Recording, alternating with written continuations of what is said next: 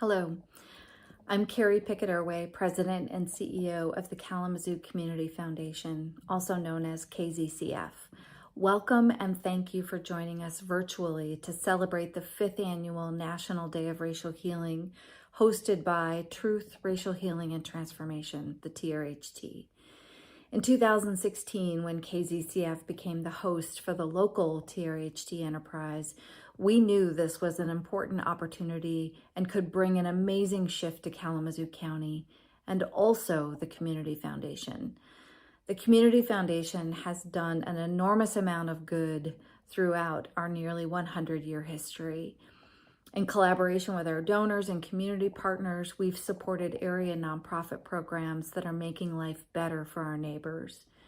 We've grown an impressive endowment that ensures contributions to KZCF will benefit the community here for generations to come. We've been one of many supporters in the community when tragedy and disaster hit our community hard. For all of those who've been a part of this legacy, we are grateful.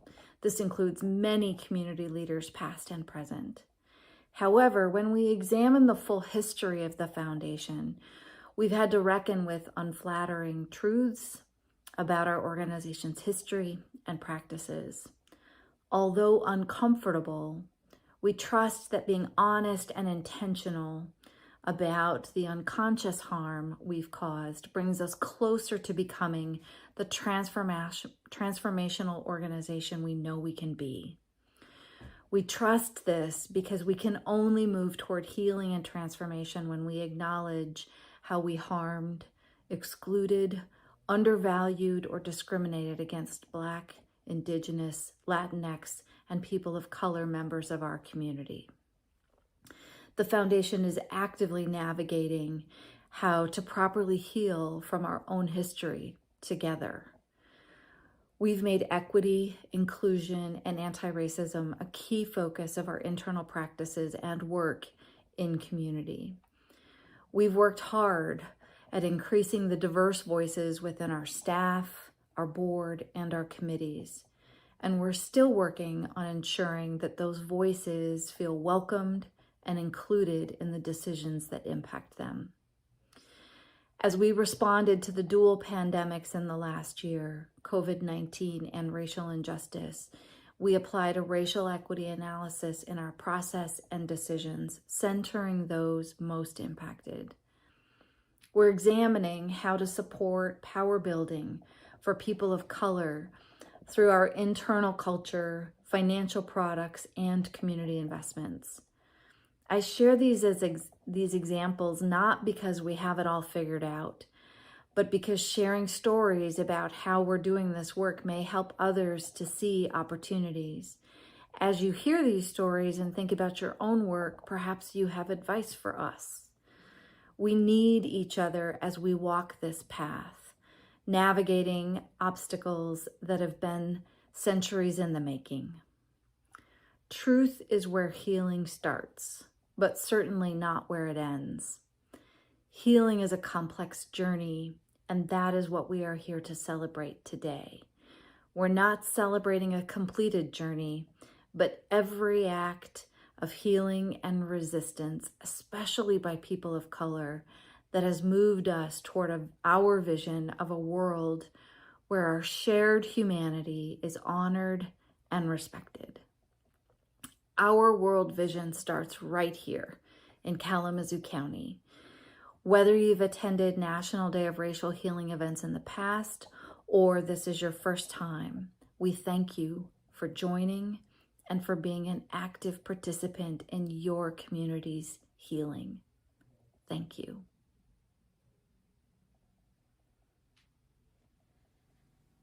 Hello, everyone, and welcome to the 5th annual National Day of Racial Healing. I'm so happy that you were able to join us. I am your host again, Lily Mazzoni.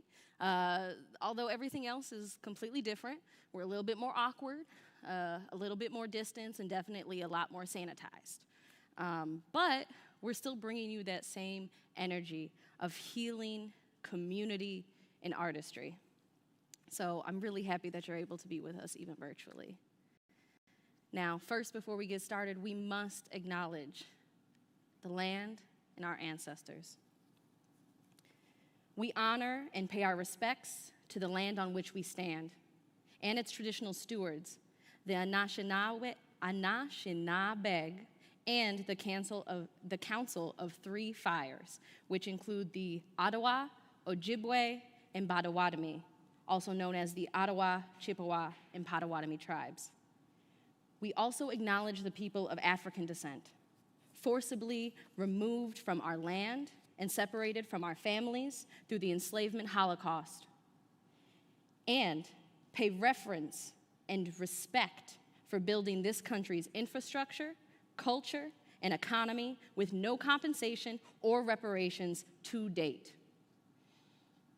Now, I invite you to take a moment of silence for those that we have lost to gun violence in our community in the last few years, of which there are far too many, and to take a moment for those we have lost to COVID-19 and its structural mismanagement.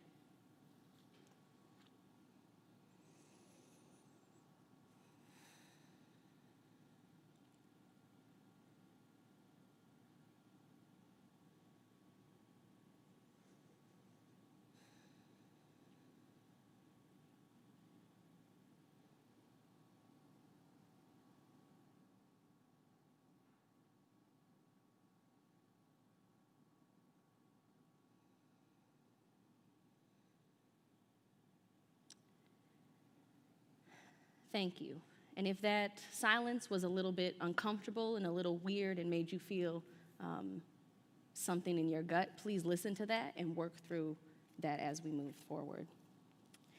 Now, I'm so blessed that we get to come together after this year of grief, of rage, of learning how to reconceptualize what care and connection means to all of us. And we, even digitally, can bring about the people in our community making big differences both inside themselves and in their community. Tonight we have an array of artists and speakers who will come together and ground us in the resistance that is speaking on our truths and moving towards the transformative healing that we so desperately need and is sometimes a little bit difficult to say. So now I'm really the most excited about this one. I mean, everybody's amazing tonight, don't get me wrong. But now we're gonna get into our movement, into our bodies, and we are going to have the amazing dancers and drummers of Rooted come up and really speak to the knowledge and stories of our ancestors. We're gonna get 3 dances gracing our stage this evening. And one of them will even come with a story from Kama Mitchell. It is the Maribayasa. But first, we will get to see the the Lamban, giving thanks to the griots and the storytellers that breathed life into the West African traditions that we still continue today. And then we will also have the Sinte, a dance of rhythm and of celebration. Enjoy.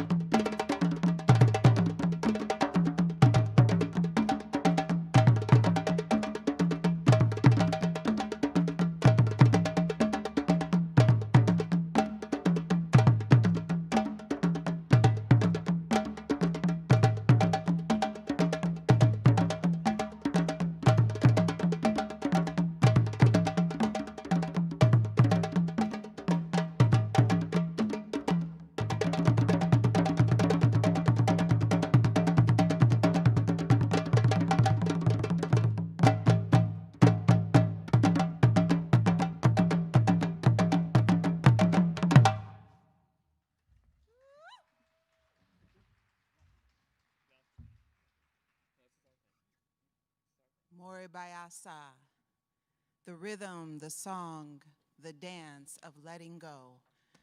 Let us let go of all that didn't serve us.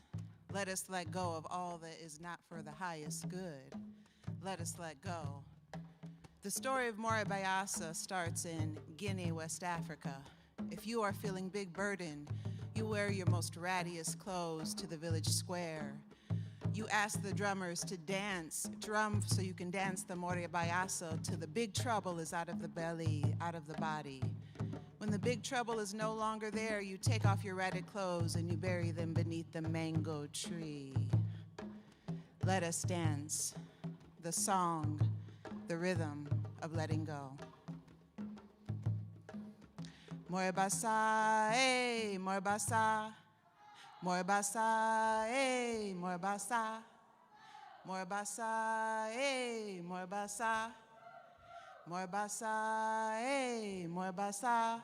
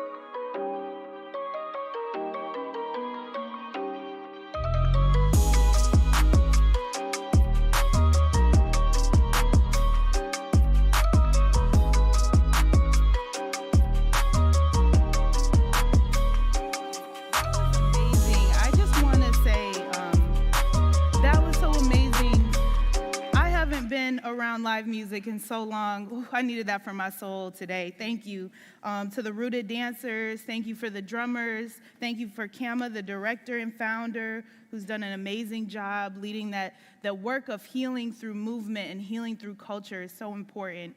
So thank you for bringing us there today. And thank you, Lily, for honoring those we've lost and honoring the land we're on today. It has been 5 years. It has been 5 years since we've been doing this racial healing, Truth and Racial Healing, National Day of Racial Healing. And I'm just honored to work with so many of the people who have been along the ride since the very beginning, 2016. And I just wanted to remark, my name is Shalana Lewis. I'm the director of TRHT. I'm housed at the Community Foundation. And I know so many folks who are tuned in today have really watched this work grow, both here in our community and across the nation. TRHT stands for Truth, Racial Healing, and Transformation. And this idea that we need to lead with the truth in order to heal and in order to transform is a profound one and a unique one. And I think that, we have been exploring what this looks like for Kalamazoo for these last several years.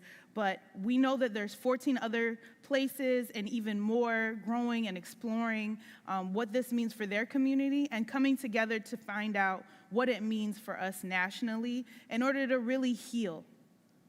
And we know that over these past couple years, the idea of a National Day of Racial Healing has grown. And it's quite amazing how many people have now heard of this event and this holiday, the day after King Day, always the day after King Day, and this year and many years, the day after inauguration, the day before inauguration, excuse me. And so I just want to acknowledge that we here in Michigan have the honor to work with the governor's office to get this day recognized across the whole state of Michigan. So the four total sites in Michigan who are doing TRHT work, Battle Creek, Flint, Lansing, and us, Kalamazoo, along with the Council of Michigan Foundations. And I want to give a big shout out to my staff, Emily Oliveras and Francis Vicioso, who have worked really, really hard on putting this production together today. Thank you all so much. We always have looked at this as a celebration. Why? Because we know we're not healed yet. As it's been mentioned, we know that we have so far to go. But we also know that if we don't practice joy, if we don't celebrate, we will not get there. And this year, it's a bittersweet celebration. It is a bittersweet celebration because this past year since we've seen each other for this day, for this event about a year ago, so much has happened. It has been truly devastating. So many things have happened that are just ugly and ripped us apart. And we know that we have so much to really even reflect on and so much we're still dealing with in terms of healing. So I just wanted to give a little update on where the design teams have been in the last year, because it truly has been a trying year for anybody attempting to do racial equity, racial healing, justice work, anything along those lines, community direct service. I mean, it has been a truly trying year on so many levels, personally, professionally. And so we have essential workers out here really working hard to provide direct care for folks suffering from COVID. We have people grieving the losses due to gun violence of their family members. We have folks protesting in the streets trying to resist the oppression that we're still facing, and as we has lost lives during this pandemic at the hands of police. This year, our local TRHT have had some amazing wins and some amazing efforts towards trying to both meet the need of what's happening in the community and also keep the energy going and keep the conversation centered around healing. We've taken our racial healing circles online. Some folks participated in a virtual healing experience just yesterday. We have worked with our friends who just joined the stage, Rooted, and others on a Kalamazoo Black and Brown Therapy Collective with the idea that folks really need resources and people of color really need to be connected to therapists of color in order to deal with racialized trauma, deal with everything that's weighing on us right now. We know that we have, for the past several years, many of the folks that will be joining the panel later and others in the community have worked really, really hard to end housing discrimination in Kalamazoo, which we know has been so glaring and such a pressing issue in our community. So by passing the Housing Equity Ordinance after years of work this September, we have put into place a civil rights board at the city of Kalamazoo and are working on more across other municipalities in our community. We're also super proud of being able to support other public policy work at the county level, including resolutions to declare racism as a public health crisis, resolutions to create a reparations committee, and getting the housing millage passed so we can really address homelessness and housing insecurity in our community for everyone.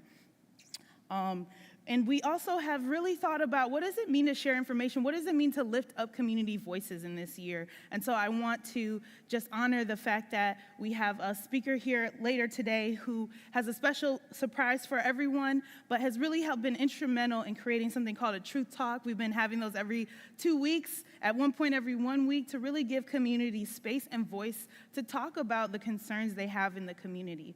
And to also share information that's so critical today.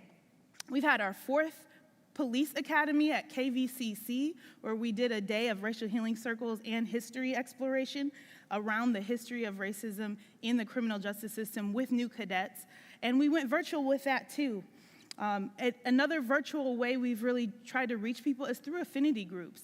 We launched affinity groups with both El Concilio in our community. We're exploring one with the Kalamazoo Chinese Academy. We've been working with Isaac and NAACP here in our community, as well as Kidnet to launch some more.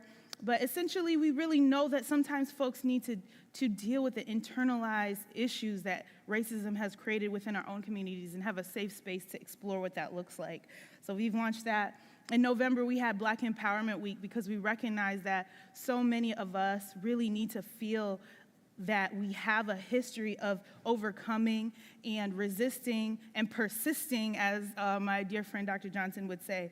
And so we have also been in conversation with the community about that, supporting arts projects and other community organizing all year. So I just want to give, for all the design team members watching, a huge thank you. You've done an amazing, amazing job continuing to put energy forth into the Truth, Racial Healing Transformation Kalamazoo. We couldn't do any of it without you. And I just want to give a huge thank you, shout out, cheer, in your seat, clap your hands. I know you're all at home.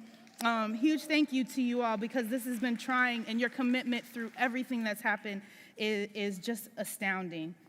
And so, you know, a little bit more just about our context as we come into this day, the day before the inauguration. It really has been one of the most challenging years, and we need to make sure that we can take care of each other and take rest when we need to, so that we can keep going and keep fighting for justice. Healing and resistance have to work together.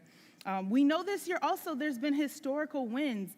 Over and over again, we're seeing more and more people of color, people who care about humanity and people who care about justice, coming together and creating change. And we know that a lot of what we're seeing in what happened at the Capitol with the white supremacist groups is a direct reaction to the fact that we are striving to heal our community, and we are winning.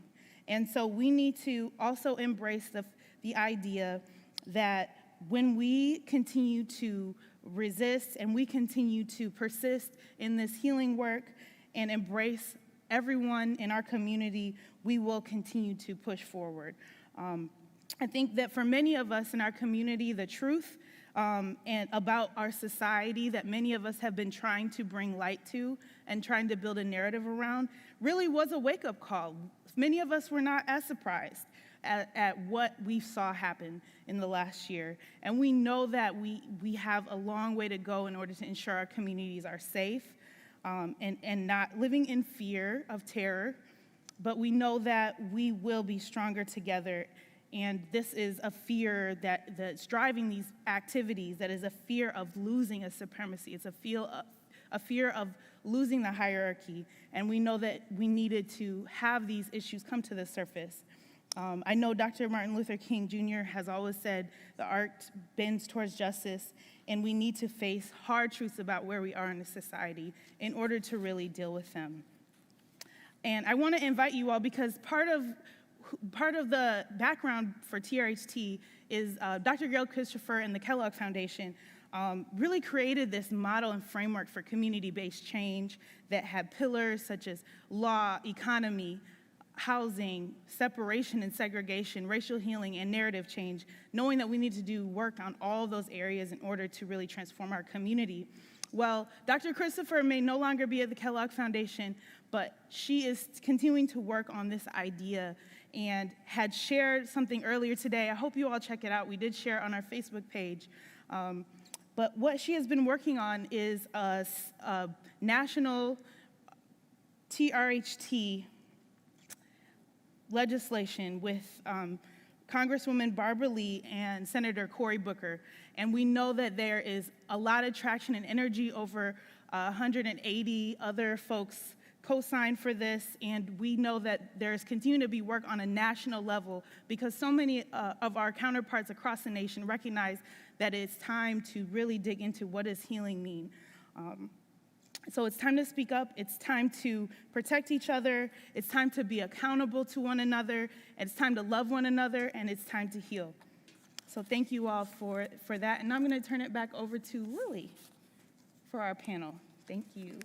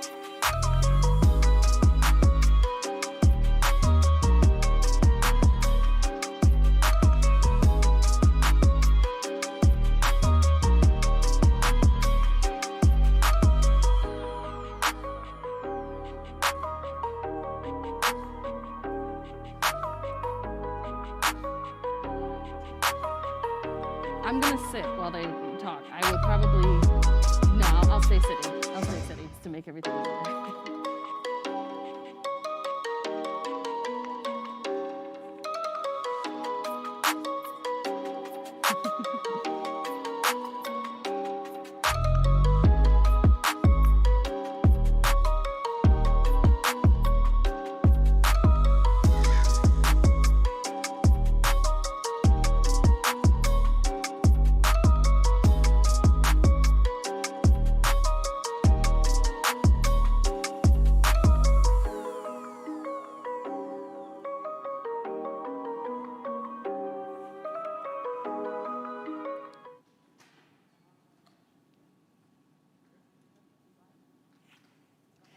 All right, welcome back, everyone. Thanks for bearing with us for a moment as we make sure that we are safe and distanced and we sanitize everything and get everything set up for you. I'm really excited for this conversation of panelists who are all doing such important work here that really a lot of it goes unseen and you don't know about it. So I'm happy that we get to bear witness to the amazing things that they do here. So what I'm going to do is I'm going to have my panelists introduce each of themselves. They're going to say their names, their pronouns, which, by the way, mine are they, them, theirs. And I would like them to also speak on what healing practices they used to ground themselves in their work. So I'm going to start with Vice Mayor Patrice Griffin. Thank you very much. Good afternoon, everyone. My name is Patrice Griffin. I'm a lifelong Kalamazoo resident, wife, mother, racial healing practitioner, housing advocate, currently serving as the Vice Mayor of the City of Kalamazoo. Healing for me, it changes every day. Sometimes it can be just being quiet. Sometimes it can be being with my family. Sometimes it can be just accepting the fact that there's only so much I can do. My pronouns are she, her, hers, and I also prefer Black over anything else. Thank you.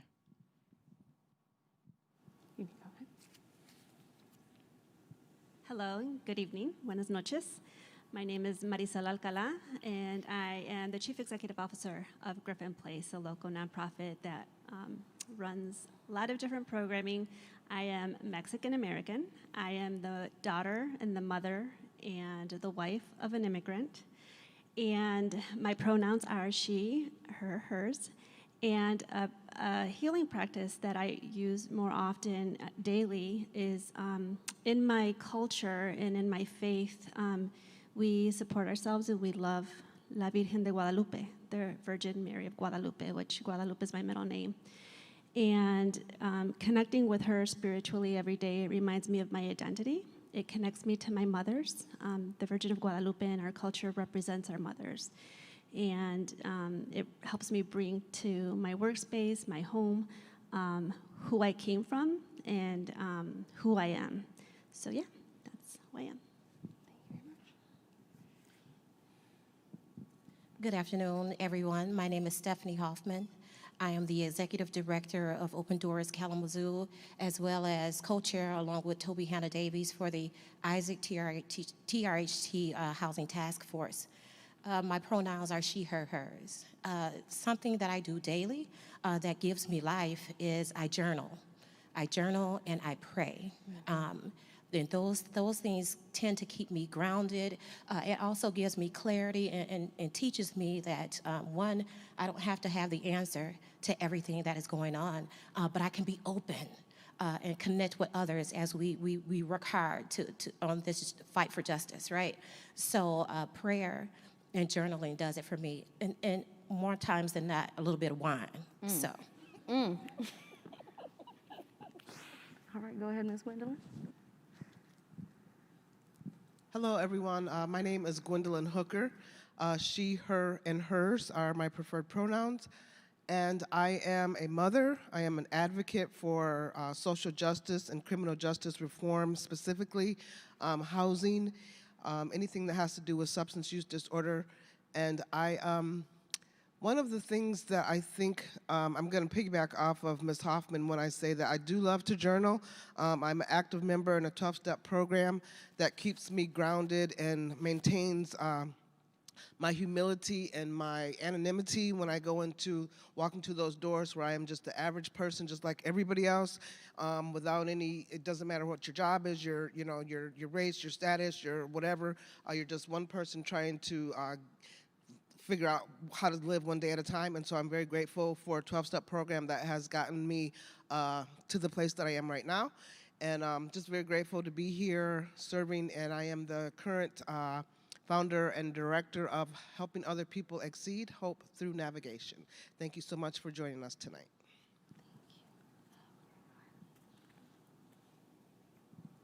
Buenas noches. Hi, everyone. My name is Juliana Hafner. I am from Colombia, South America, and I am the director of programs at El Concilio. I'm very excited to be here. I know there is people in Colombia watching us today, so buenas noches a todos.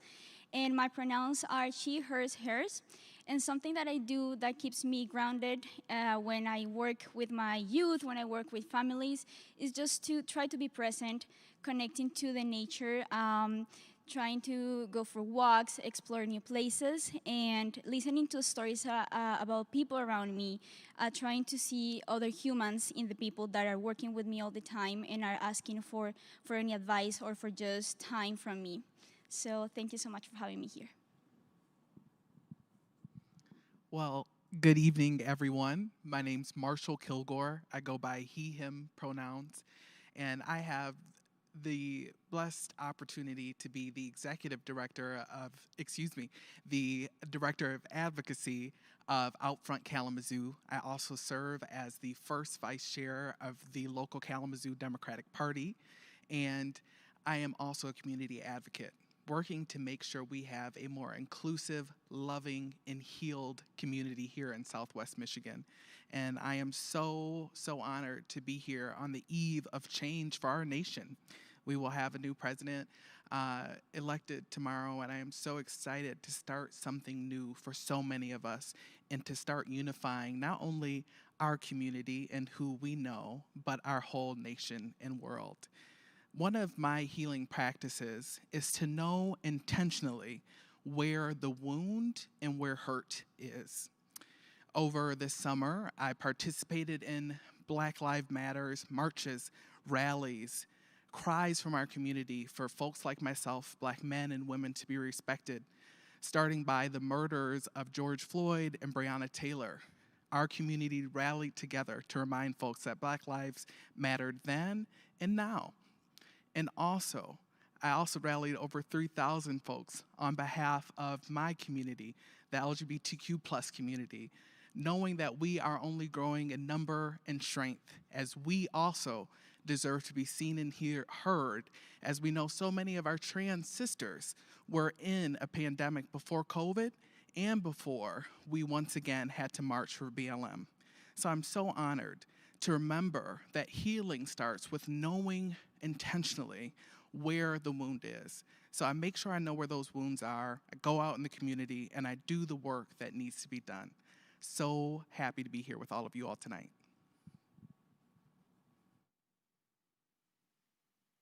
Good evening, everybody. My name is Jae Kyan, and I go by they, them pronouns as well. I'm currently one of the trainer and organizers in ERACE, which stands for Eliminating Racism and Creating Celebrating Equity. I'm also a co-chair, along with Stephanie, in the Kalamazoo Community Foundation's ARTT, Anti-Racist Transformation Team. And I'm also a gunkle, a gay uncle, of a lot of babies all across the United States. And I think that might be my most coveted position. What was the question? Oh, right, healing. So a way in which I heal, especially right now, is to be able to somatically listen to my body and say no to some projects. I think at a point, we need to lean into the collective that all of us are in and be able to understand what we can do and what we can do and what we can't do, so all of us can move sustainably together. Thank you. Thank you so much. Could we give a quick round of applause for our panelists, please? Thank you. I see y'all at home, and you need to do it as well, okay? All right, and thank you so much for everybody sharing those. I think something beautiful that I saw was that each person balances that inner work and that outer work, which I think is always integral. You can't be telling other people how to heal if you have not done any healing yourself in that continuous process, right?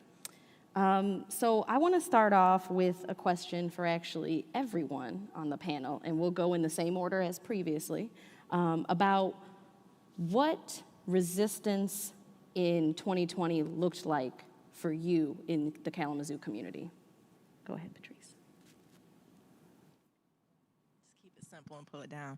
Ooh, resistance. It looked a lot of ways in 2020. Starting with resisting the norms that we have been under for many years. So I guess it wouldn't be any different in 2020. It was just everything that happened in 2020 kind of highlighted things that communities, it's been lifted up before, already knew what was going on. So for me, resisting against that, 2020 we were knee deep, waist deep into the housing work. that we had already started, and resisting the ideas that people who have housing crisis and who are in need deserve to be there. Not resisting the ideas that discrimination doesn't have anything to do with that, and then resisting the ideas that there's nothing we can do about it. And so 2020 was all about not accepting what we have, doing everything we can to push forward, and we're carrying that on into 2021.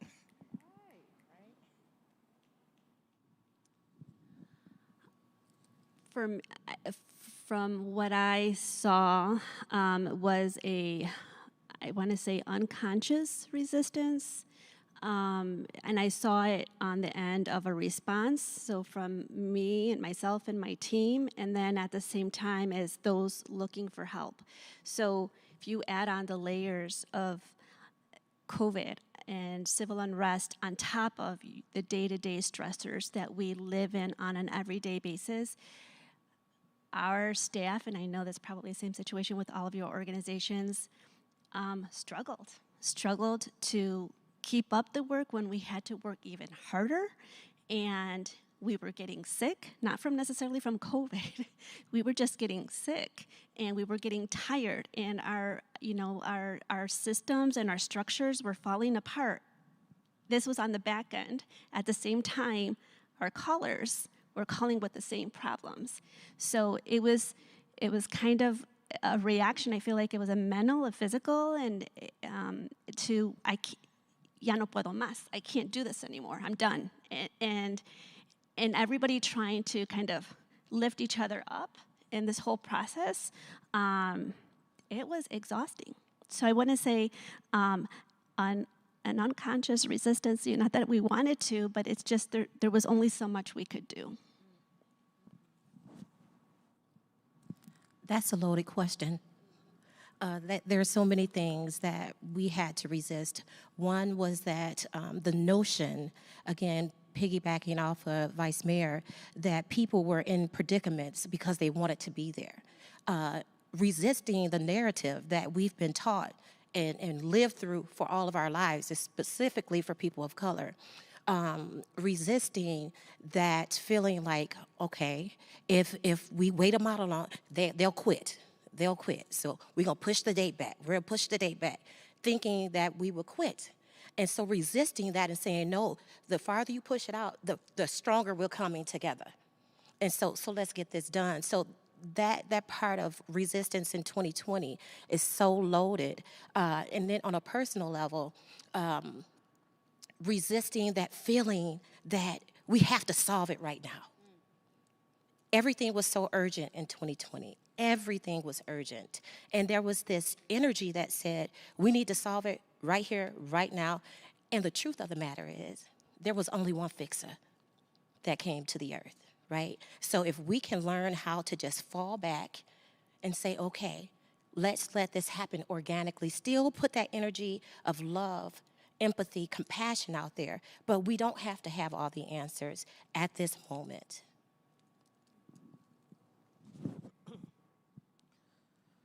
Whew, yeah, so the resistance for me, and for many people like me, really turned more into resilience because we had to understand that the issues that we were being faced with 2020, we had to be resilient to make some compromises and to make some changes in our life in order to be able to resist.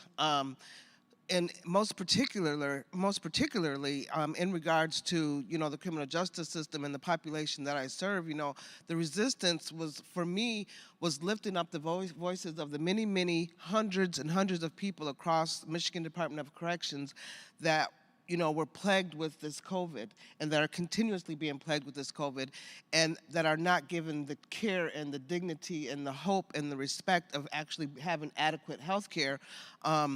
And making sure and standing up for people that could be let go and could be paroled so that they could be at home safe from being, doubled up and smothered under the conditions that, the prison system creates. And so we, the team that of Hope Through Navigation, really worked hard in lifting up and advocating for voices of people that, were eligible for parole, were eligible to see the parole board, and actually resisting the fact that, they could not figure out how to actually see people when their parole dates were there, and actually, demanding that they continue to do their job just like the rest of America, and figuring out how to make it work. And so, we had to be resilient and stand up and say, you know what, we resist the notion that this is okay and that inmates' lives matter just like everybody else's. And we started to really, gain a lot of traction working with partners across the state of Michigan to actually say that this is not okay. And that's really the bulk of what 2020 looked like for me. Also resisting the notion that, there's not a core reason why people are walking around shooting people at the rate that they're shooting people. We've had 80-something gun shootings, 14 murders in 2020, and resisting the fact that these are just bad people just shooting and killing people because this is what they've chosen to do, instead of actually looking at what are the core reasons and what are the real reasons why people are so mad and so traumatized and so angry that they're picking up the drugs and picking up the guns and killing each other. So those are the kinds of things that 2020 that I had to really resist in 2020, is actually the concept and the notions that people continue to try to put on Black and brown women in this country. Wow, that's a very strong question, very powerful, and I hear what all of you are saying, and it just made me think that resistance for me and resistance for my community was like fighting against the odds, fighting against like what people thought about Latinx in our reality during 2020. I hear what you say about resilience, because I think like resistance was like talking about undocumented people being essential workers, right? So I think like 2020 was that opportunities for us to show how the Latinx community is important in this country, and that we have been heard for the administration that's leaving. And like resistance is like talking about this without feeling uncomfortable, talking about this with our members from our families, talking about things that have been affecting us, thinking about our mental health. We resisted the fear of talking our truth, and we resisted the feeling of like quitting, because it came a lot of times during 2020. Like we were tired, but we kept going for the people that needed us to be in there. So that's how resistance was for us in 2020, and we're here. I'm so happy to be in a room with people, just because we know going through this pandemic, it is hard to get together, but that's what keeps us safe. So I'm happy that we're here safely 6 feet apart. But resilience for me in 2020 truly came down to understanding crisis. Understanding crisis and getting our game face on is what 2020 was for so many of the communities that I reside in. And so many of us on this stage, the communities who we serve, where our heart is, these communities have been in crisis.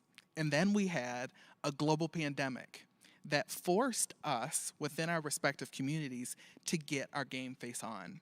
So I think of, I was a few months in, I think I got hired in February at Outfront Kalamazoo as their director of advocacy. So I'm ready to go out into our community and show advocacy, and boom, a global pandemic hits. Our organization closed its doors as soon as we knew about COVID-19, and we made sure our constituents knew exactly what to expect from this virus. And so that was what we had to do, was understanding what we were up against and putting our game face on and letting our community know, listen, we're at a boiling point here. 2020 was an insertion boiling point for so many communities that we all serve. The LGBTQ plus community had a pandemic going on. We had Black trans women of color disappearing, being killed in crazy numbers before COVID came along. Black men had mistreatment by the police before COVID came along, you know, and our communities needed housing, like the vice mayor said, before COVID came along. And then COVID showed us, you know what, it's time to get our game face on, because we have to do the work within the community before stuff like this happens. How can we prepare ourselves and work harder and put our game face on now? Because now we truly have something that is affecting all of us and has now only heightened that pain and tension that we've had in our communities. So it was understanding crisis for me in 2020, and also understanding how do we put our game face on, because those communities that we love and have our hearts already were in crisis. So how can we now help them through their original crisis and facing COVID-19? And I'll tell you what, it's been a heck of a go around, and we're still in it, and we still have a lot of work to do. Yeah, this question is hard for me because we know there are folks who systemically don't have the opportunity to resist, right? They passed away. They were murdered systemically. So it's hard.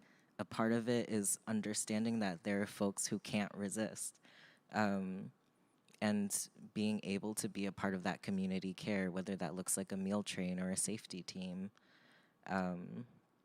And also, I think 2020 taught us a lot about grief and how, even though we need to be 6 feet apart, a lot of what helps us with that kind of grief is to be in community with each other.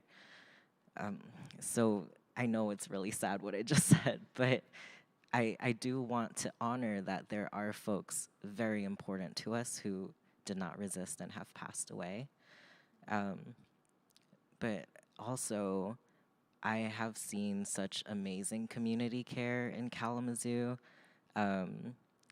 Once we started to understand how intense the pandemic was, the very first thing that was created was community mutual aid almost overnight, and that was just amazing.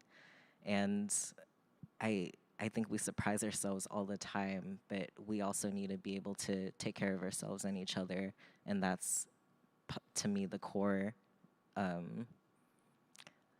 encapsulation of resistance. Whew. Thank you all for how you handled such a, as many of you said, powerful and loaded question. And I appreciate the, whew. Yeah, I think everybody has to kind of sit with that for a minute.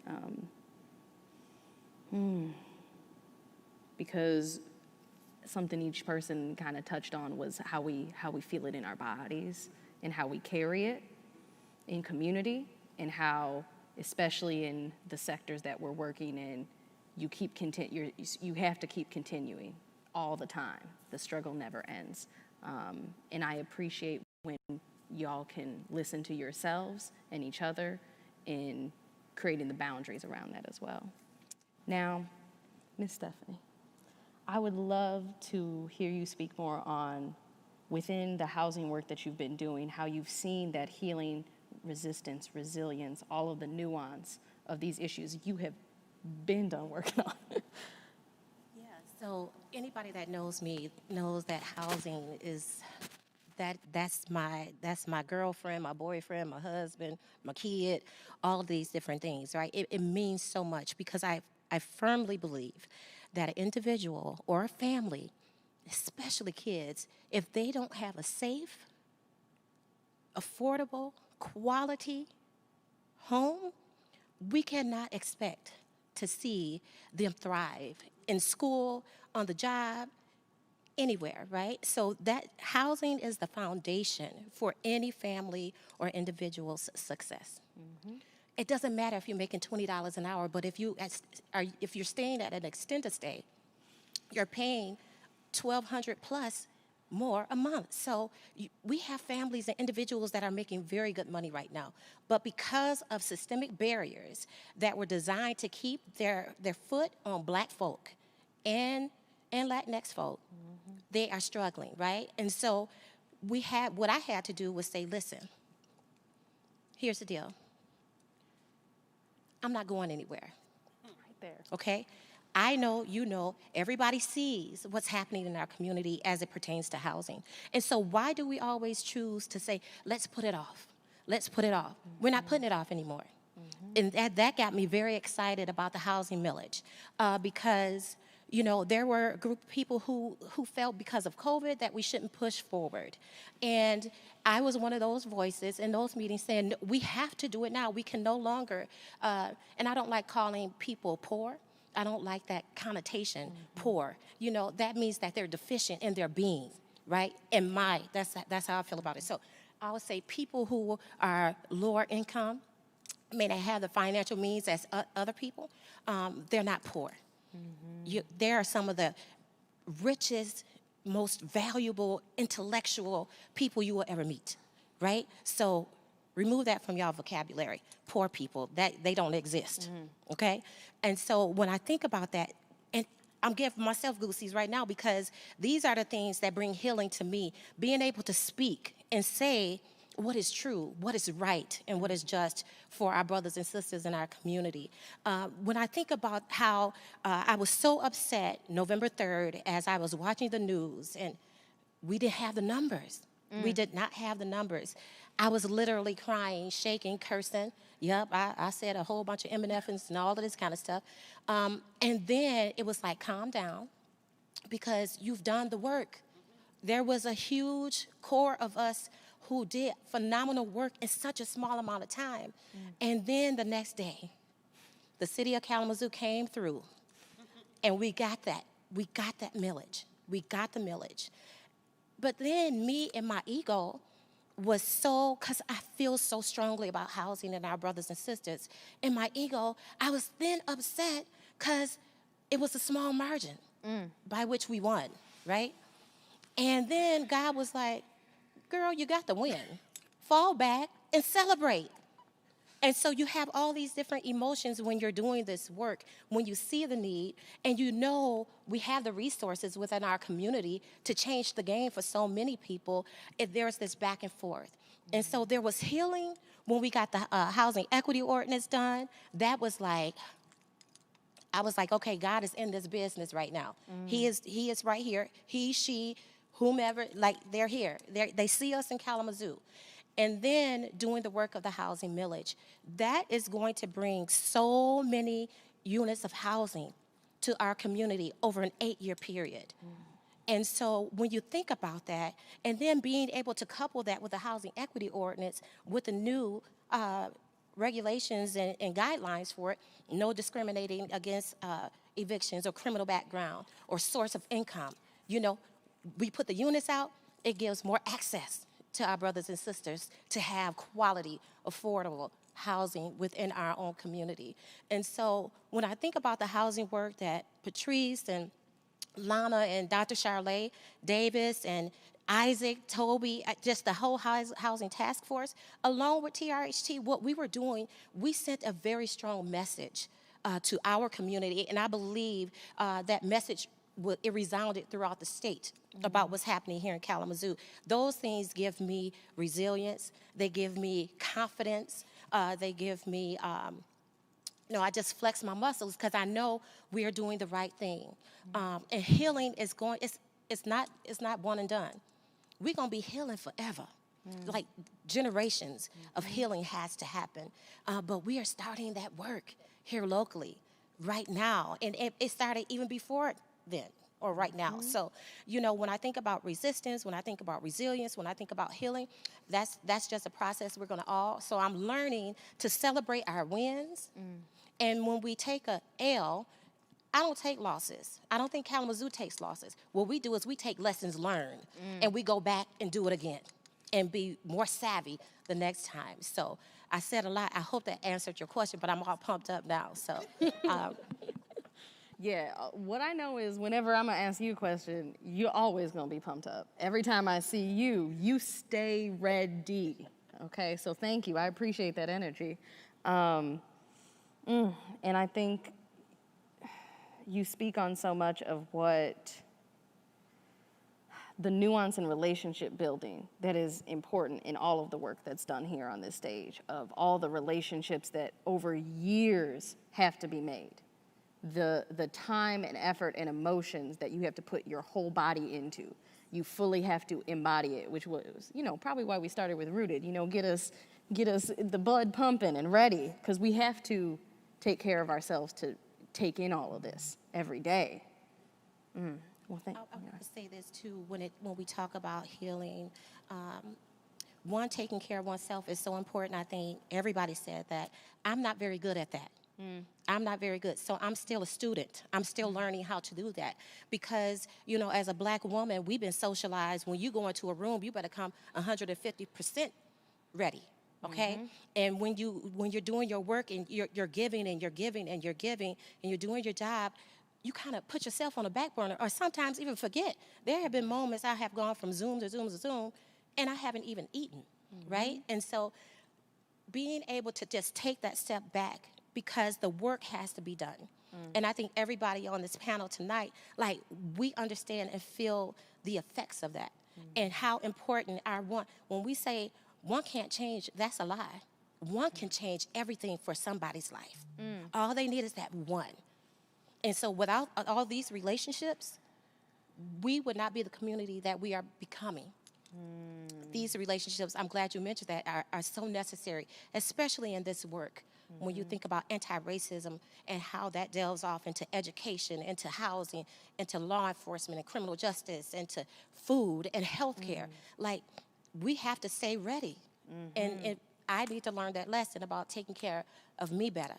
And so I hear you all, and I'm taking that in. Well, we can all hold each other accountable in that work, because anybody who's doing this, it can be difficult. Thank you so much. Whew, there's a lot of stuff to chew on, so I hope y'all are taking notes, journaling, reflecting, because we got to keep going. Because of that, I want to know, Patrice, Vice Mayor Patrice Griffin, because of the relationships you've been building, the work you've been building, now this is going to be heavy. What was it like to witness the acts of violence and hatred by a lot of the, as I call them, white absurdists? Some people call them white supremacy, I guess. These white absurdist groups, like the Proud Boys. What was that like?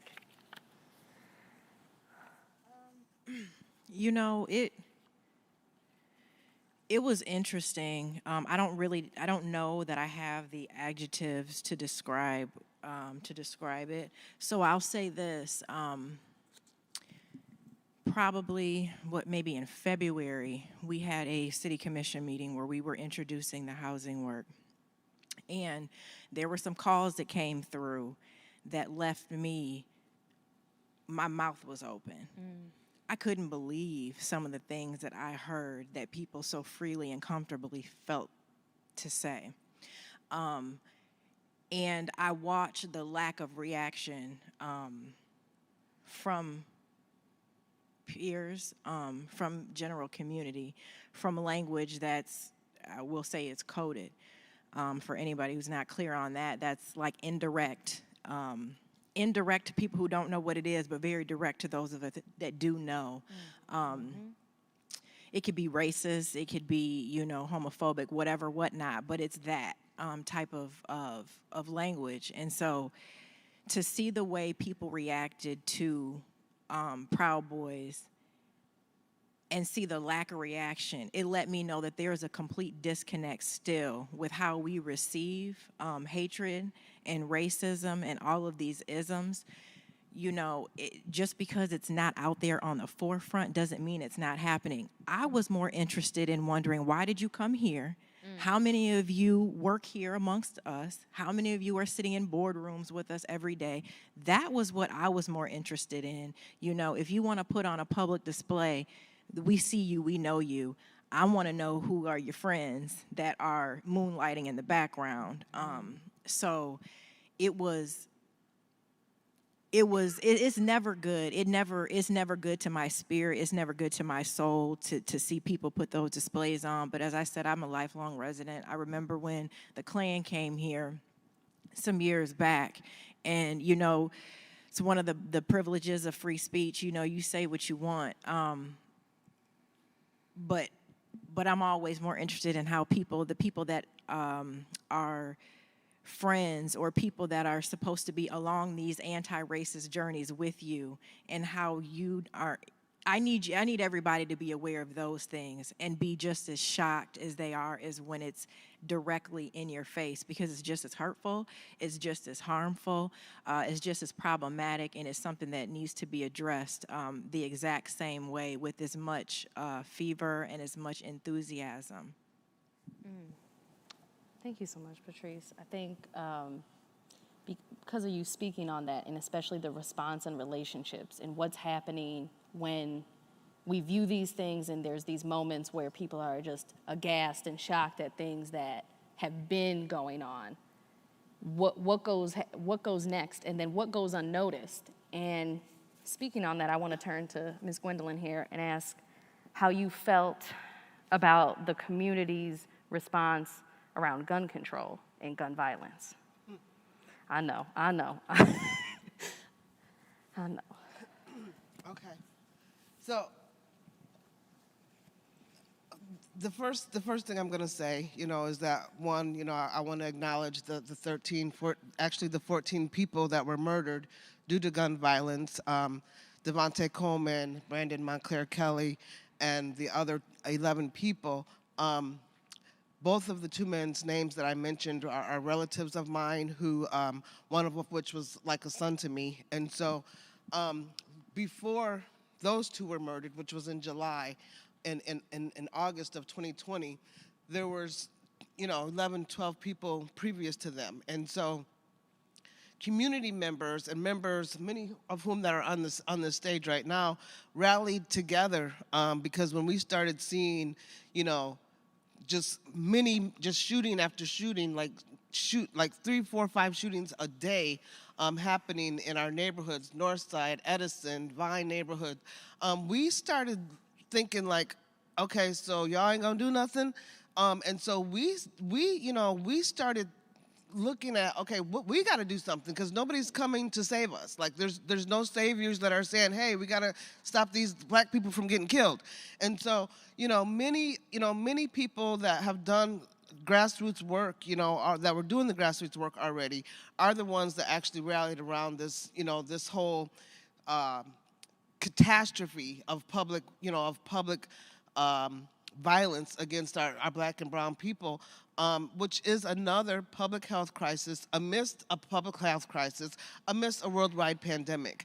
And so these are the things that, impoverished communities such as, the neighborhoods that I come from, the neighborhoods where my families live, these are the communities that I stand and live by. And so what I can say is that I am extremely disappointed in the lack of response from city officials, stakeholders, philanthropists, with the exception of 2, actually, with the exception of, and I'm just going to put it out there, Kalamazoo Community Foundation and the Greater United Way of Battle Creek. Without them actually standing up for the people that have been murdered due to gun violence, there would be no light being illuminated on these people at all, and their lives would have just shuffled underneath, a rug, and just it would have been business as usual. So I'm so extremely grateful for people that actually have actually put their money where their mouth is and actually stood behind what they said was important to them: equity, education, justice, fair treatment for everybody.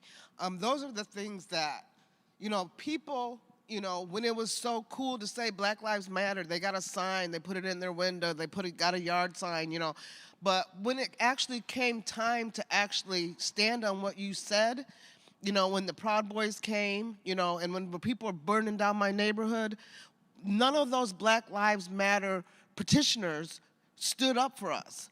And they're still not standing up. We have been ravaged in our communities by gun violence. This is a crisis of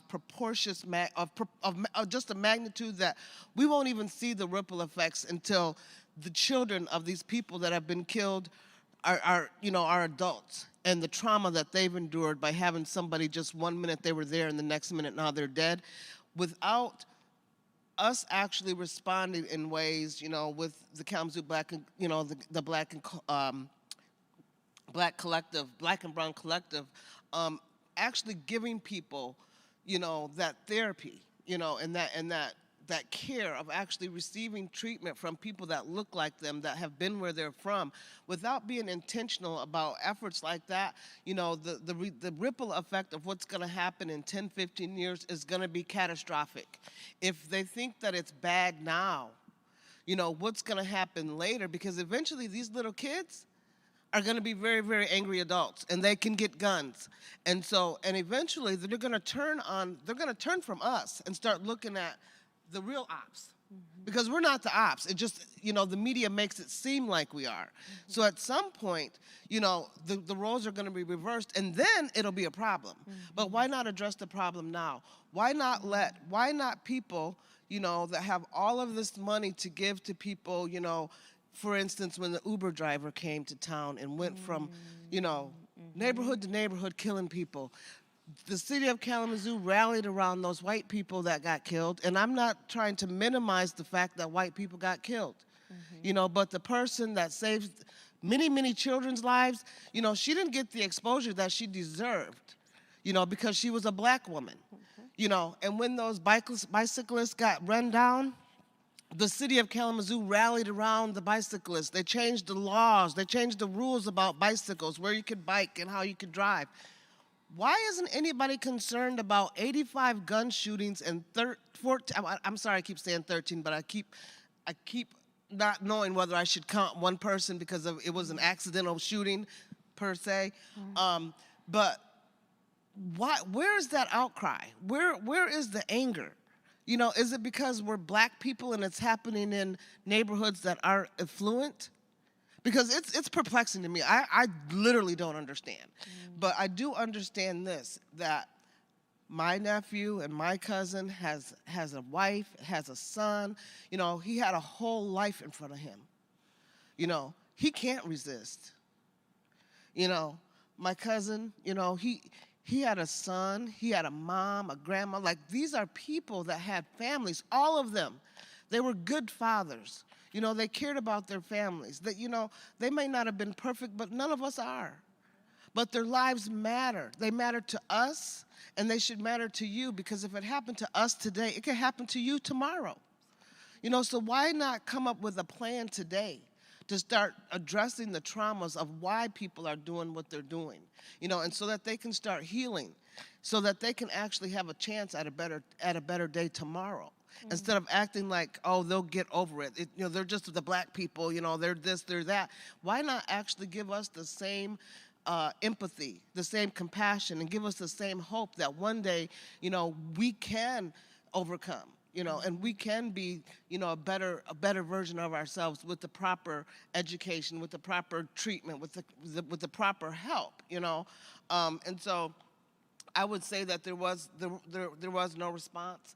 And I would say that we need people to respond. We need people to actually put their money where the mouth is, and actually give us some results. Get behind, a proclamation that's going to come through the county to really, officially proclaim gun violence as a public health crisis in a local state of catastrophe, because that's what it is, and actually start supporting some of these things and actually put dollars behind them. It's one thing to say, oh yeah, here's a proclamation, but if you don't have any type of resources to actually address the proclamation that you're proclaiming, then it just goes filed in a cabinet, and those people still suffer. So I thank you for that question, and I thank the foundation and Greater United Way for the work that they've done to continue to uplift the voices that have been silenced due to gun violence. Thank you so much. Thank you so much, Ms. Gwendolyn. And we are doing this with mask off. We're making it work. They haven't made the mics yet to be. Yeah, right. I really appreciate the work that you are doing, and the fact that, much like many of the Black women in our community, you do it without regard for what the reward is, other than to see us on the other side and to see us thriving. And I thank you so much for that. And I hope those listening are taking note of what capacity and resources you have at your own disposal.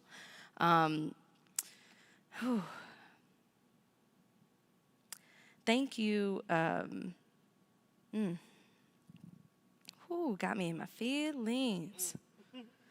All right.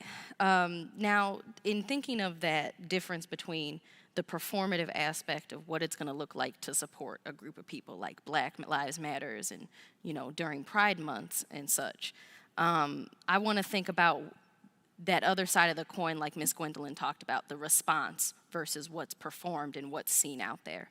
And I want to know, Marshall, what did you learn from your experience of running an election as a young Black bisexual man in a community that has never had that happen before? Which, once again, yes, I was so excited. Thank you. I learned, first and foremost, I have to say thank you. I have to say thank you, and I say our community, thank you to our community. Close to 14,000 people voted for one of the youngest, Blackest, most queerest person on that ballot, and that Kalamazoo and that Southwest Michigan has seen in a long time. I want to thank the MEA, the Michigan Education Association, along with the Kalamazoo Education Association, our current county commission vice chair, Tammy Ray, former county commissioner, Stephanie Moore, mentors, Black women as well, who supported me and made something like this happen. And I say something because this race wasn't for me. It wasn't for my namesake. This race, that race of running for Kalamazoo Public School Board, was to make sure our students, our future, if we want to look at where Kalamazoo is going, we have to look at the youngest minds in our future and who's next. We're doing the work, we're doing this work now, but we're the older ones.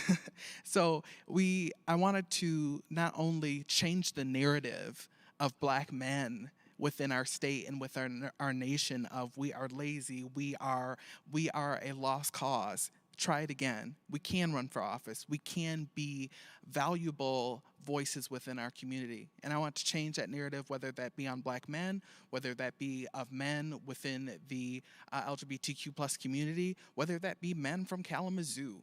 It is something when you see that narrative switch and when you can be right smack dab in the front of really interesting and important conversations that's going on. And so that's what I learned, is our community is ready for change. I started my campaign in January of 2020, and I was really excited. And then once again, a global pandemic hit. And I saw that the students who were already struggling when we had after school programs and in-person learning were struggling even harder during the pandemic. So once again, I saw that we need more people. We need it. We need an army. We need all of our forces, all hands on deck to help our future of our community. Here in Kalamazoo, here in our state, and in our nation, our kids need leaders and voices, and we cannot wait for folks to step up. We have to be the change that we want to see. No matter how cliche that sounds, if more people did it, it wouldn't be cliche. And so I'm so happy that our community showed that we're ready for new leadership, and to be a part of that generation that's ready for new leadership and ready to help our community, I'll be forever fortunate. Mm-hmm. And also I learned throughout running for that is for the Kalamazoo Public Schools Board of Education is we no longer are in a world where people who are marginalized, people who are bullied, people who have said, it's not your turn, wait, be quiet. We're at a point where that no longer works. The narrative has been changed. The time for change is here, and it's a new era. And like I said, we're on the cusp of a new president, which makes me giddy because I'm a political geek. But that can also be the cusp of a new generation of our communities being stronger, starting right here in Kalamazoo. So I learned a lot from that election, not only about myself, but about our community and just how strong Michiganders truly are. All right. Thank you, Marshall. Always bringing the positivity and the energy, always. I really appreciate that and the strides you're making as a model for the youth in our community. Now, Juliana, I would love to learn more in speaking, continuing with that youth vision as well as the communities that we don't always see, what has been some of the things that you've had to adapt to in order to respond to the undocumented community and the Mi Gente Fund? Thank you for that question. I love talking about that project that we started at El Concilio last year because of the COVID-19 pandemic. So for those who don't know about El Concilio, we are a nonprofit organization that works with the Latinx community here in Kalamazoo and the areas around Kalamazoo. So of course, when the COVID-19 pandemic hit Kalamazoo, one of the worries was like, a lot of our clients and our community members are undocumented, or we have mixed families. That means like so mom or dad are undocumented, and the partner are legal citizens or legal aliens. So we of course knew that they were gonna be being very hard affected because they had to keep going to work. There were parents that cannot take the privilege of staying at home. They have to go to work in the greenhouse. They had to go to their works to keep working, right, and to keep like bringing food to their table for their kids. So one of the ideas that came out in the conversation with my mentor, Adrian Vasquez, and my coworkers and our team is like, what are we gonna do to support our families? Like, it's time to do something because, as all of the other panelists have said, like, we cannot wait for someone to come and save us because it's not gonna happen. So we actually had the opportunity to receive funding from the Kalamazoo Foundation and United Way, and a lot of people who donated for this Mi Gente Fund, who actually supported undocumented people that were not eligible or qualified to get federal or state funds. For example, the stimulus check that most of the people, I'm sure, got in here, they were not able to get. So maybe you didn't know this, but the government gives undocumented people ITIN numbers for them to pay their taxes. So they know they go to work, they pay taxes, but they don't qualify to get federal or state funds, right, like the stimulus check. So that was an issue. And that was something that a lot of people didn't know about until like we had to face the problem with the COVID-19 pandemic. Also, something else that it brought to our attention is that a lot of families are mixed, as I was saying. So like we have a mom who has a social security number, and dad maybe doesn't have one but has an ITIN number. So that, of course, is the one that fills out the taxes forms, but we have the kids who are citizens and they don't get the stimulus checks just because of this situation. So we were able to create this fund. We were able to tell people to apply. We actually didn't have that many requests from them, just to give us like a proof of address, ID, and that could be like passports or any kind of identification. And we actually had a lot of people applying. We were so happy to tell that we were able to give away, as last week actually, because the fund is still going on, $200,000. Yes, we're very excited about it. We have been able to reach out to more than 800 individuals and 300 families. So we are very excited about this work. We are very proud, and we are very happy to educate people and tell them like, our community and undocumented people are essential, and they were not able to get any funding from the government, as some people think that they do when they come to this country, because we keep hearing that all the time. Like, undocumented people come here to take advantage of the government. Well, they do pay taxes, but they don't get the help. So we are very happy with the Mi Gente Fund.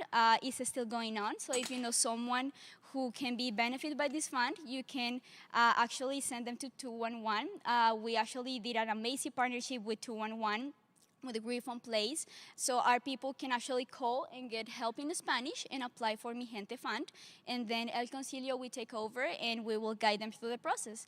So those are one of the things that we were able to see positive happening because of 2020, and yes, it was a very important thing that happened to us. Thank you so much for speaking on that, and that work. Oh. Sorry. Okay. Oh, we're going to get there, y'all. You know what? Let's just do this. That'll be fine. Thank you so much for, Lord, I'm gonna have to just save it to the end. We're gonna run out of time.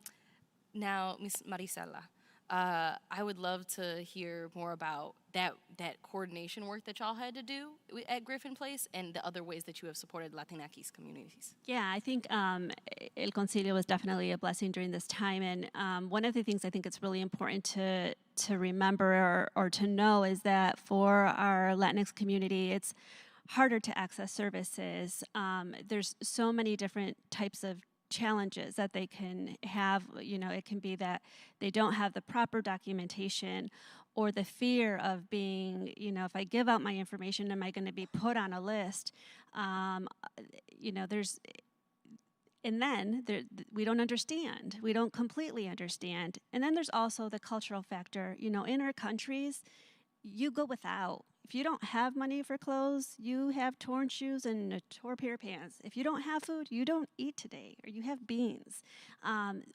There's really no like list of resources like we have here. So our families and our community tend to just be like, oh well, right? We become very resilient.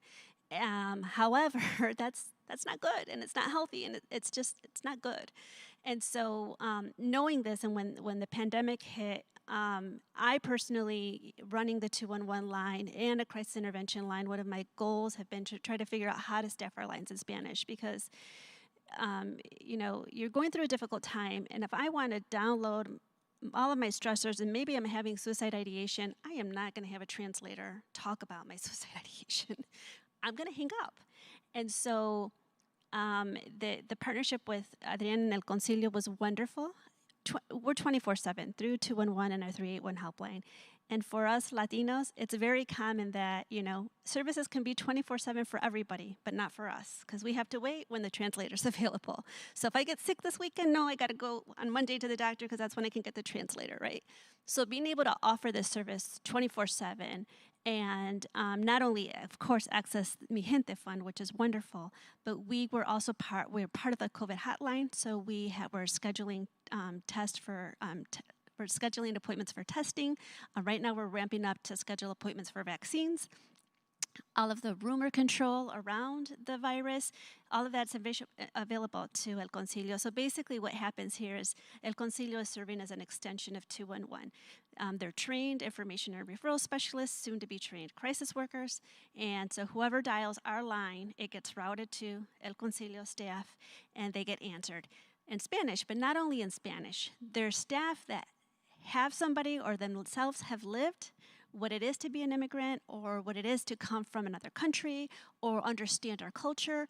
So that trust, that's what we're trying to get to it, is that people from our Latinx community, and hopefully later we can you know, build more partnerships where we have more immigrant populations, that we're able to provide that better access, but that people feel comfortable and know that they're going to talk to somebody that's going to understand them, not only just linguistically, but are going to understand their culture, their beliefs, their pride. And so, yeah, it's been a great, it's been a lot of work, right? but it's been a great experience, and we're really excited to see what else we can continue to expand through El Concilio. Wow. I think it's incredible that we get opportunities to hear about some of the resources and pooling of support and community comfort and connection in ways that we can't even think about until we're in those moments, because we are all, as communities, so amazing at adaptation in every moment. And I think in thinking of those resources and where they can come from and how they can be redistributed and such, somebody comes to mind, and that's Jay. Now, Jay, I mean, I love everyone on this stage, to be honest, but you're one of my favorite people. You're someone I like look to a lot for so many things. And one of those things is the way that you are blunt and direct and clear about what it means to move from being a performative ally to becoming a true accomplice in this liberation work. So please speak on that. Yeah, thank you. So, out of transparency, I asked what my question was, and I wrote notes, and that's a part of me being an accountable non-black person too. Um, okay, let's get to it. Uncrinkles. So, the reason why I wrote notes is also because I want to make sure my language is accessible, and an edge for me. So I need to be able to practice that. But a way to move past performative allyship is to not get stuck in guilt and self-righteousness. And I'm saying this as an Asian American person. I'm Burmese, Chinese, racialized as Asian American, so I can't speak to Latinx folks or Swana folks or indigenous folks or white people, even though I have a lot of opinions about that. But from what I know, it's okay to feel guilt and it's okay to feel self-righteousness, but we cannot stay there. That's just not sustainable and also not helpful. And that's also how people end up individually competing and unintentionally harming each other. What we need to do is understand that anti-racist work is also for ourselves. Whatever race you identify as, you need to be able to do anti-racist work for yourself. So, like, I know Asian American liberation is intimately connected with Black liberation, and that Black liberation is intimately connected with Asian American liberation. Same with Latinx folks, and same with Swana folks, and same with indigenous folks. That's just how the colonial project that is the United States is. Another thing is that I believe I'm smart. When I come up with these amazing anti-racist projects, I already know that somebody else in Kalamazoo is already doing it, is starting to do it, or has thought of it. So I never work alone. And that's a very good way to keep myself accountable instead of performing. So, for example, if I'm thinking of something in housing, I already know Stephanie's on it. And I always find myself never going to places alone. And that doesn't always mean physically, right? Sometimes it's strategic to come as a group, and sometimes it's strategic for me to go to spaces alone. But I always go to spaces with an informed understanding of who I need to be in that space. So that includes going in meetings, in events, in grocery stores, anywhere. I need to make informed decisions knowing that Black and brown folks will be brought along. And that's a very short version of that. But another part is, personally, I make mistakes all the time, and I think that's been a great learning opportunity too. And I think the reason why folks stay in performative spaces is because they're afraid to make mistakes, even though perfection is not real. So please make responsible mistakes, learn from it, and then we need to move on, because racism is a life or death situation. Thank you. Thank you so much. Oh, here we go. I did it that way. Thank you so much for speaking on that and what it means to move past that idea of perfection, which is a white absurdist lie. No one is perfect. Trying to achieve perfectionism means that you need to get more money, you need to pretend about who you are and lie, and that is not what gets us to liberation by any means. My wonderful colleague, Great Dane, the poet, made a poem in our work saying, expectations, let them hoes go, okay? Because perfection, that's a lie. Just let it go, because that's what gets in the way of building our relationships with one another.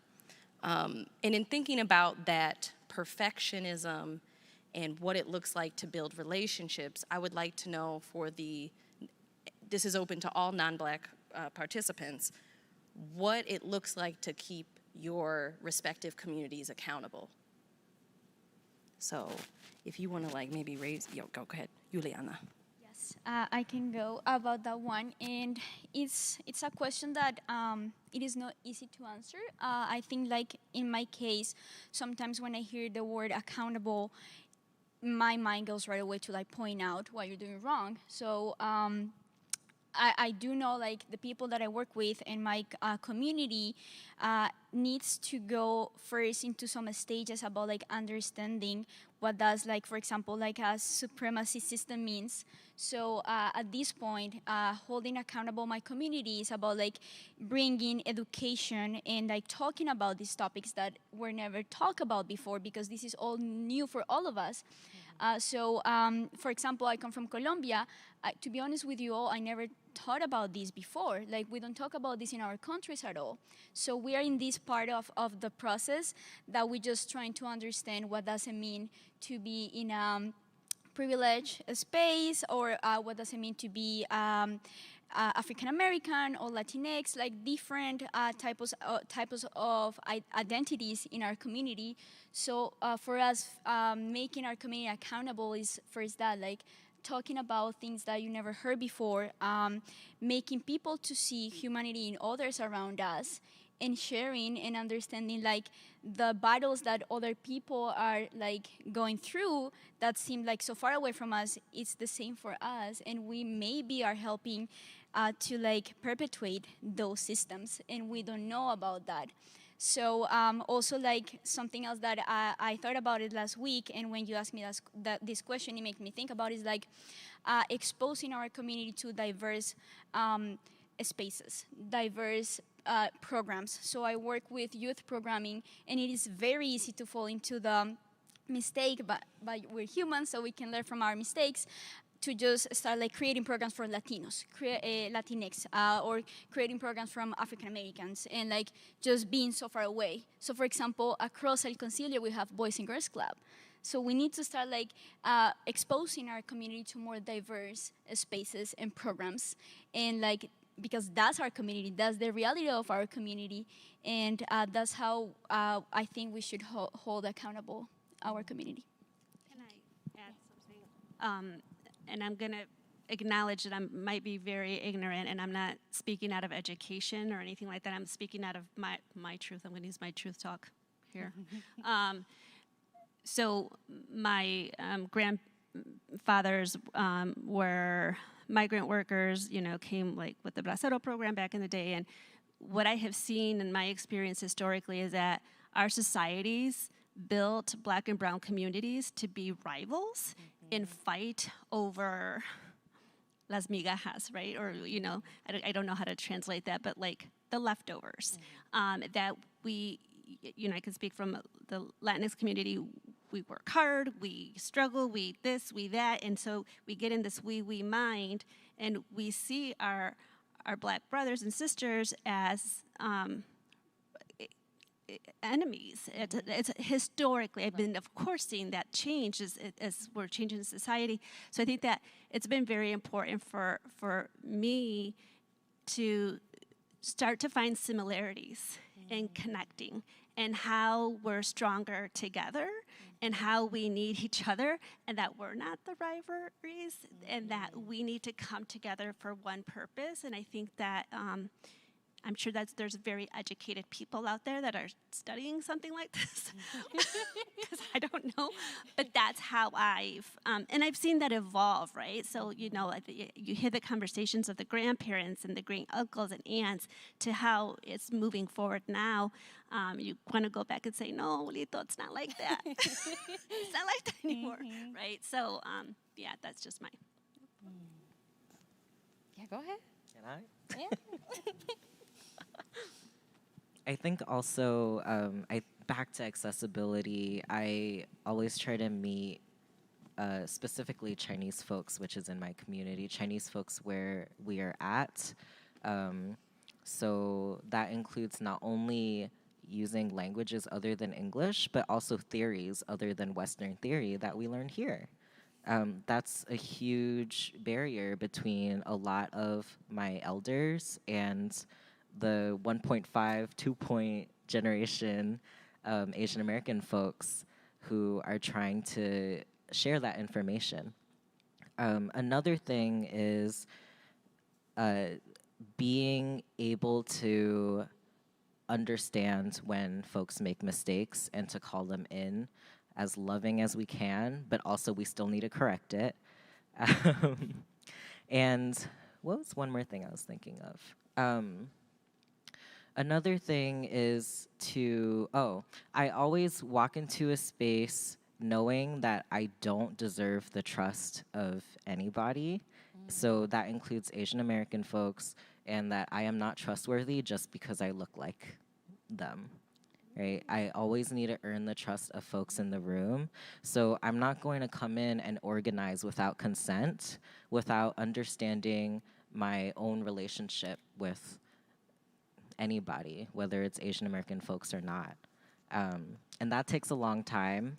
And I don't think we talk about that. I think we say, go get your cousins, but we don't talk about, please go get your cousins and also get to know them so so you understand their trauma, you know? And that's like the more realistic way of being accountable, is that it's long, slow, sometimes painful, generational work, and also joyful work too. Ooh. Wow. Thank you all, panelists, for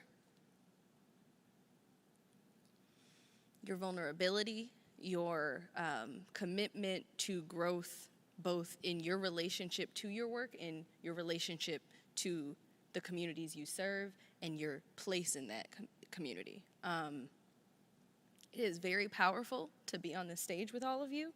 I really appreciate every moment that you give to others, and I really encourage that we continue this year reminding each other of how important it is to take care of ourselves and how important it is to first commit and show up for what we need. Because I know every single person on this stage has not been told to prioritize that, and you all deserve it. And so I hope that you all at home take these moments and these conversations and do not allow them to just sit in the ether, in the internet, the interwebs, however it works. I really don't understand fully. And I want you to really think on what this means for me, what this means of what I can metabolize at this moment. And if I can't chew on some of the things that were said here today, why can't I? Why can't I reflect? Why can't I look within? Why can't I see what gifts I have to give to community and create the boundaries around providing that and being in relationship with those who are around you? And now, next we will get to enjoy some beautiful poetry and artistry from Gabriel Gibron and Ed Genesis. And again, please give us a round of applause for these amazing panelists. Thank you so much. Liz, I'm watching you. Come on at home. I know it. I don't see you. I know you're not, but you need to. All right. Thank you all.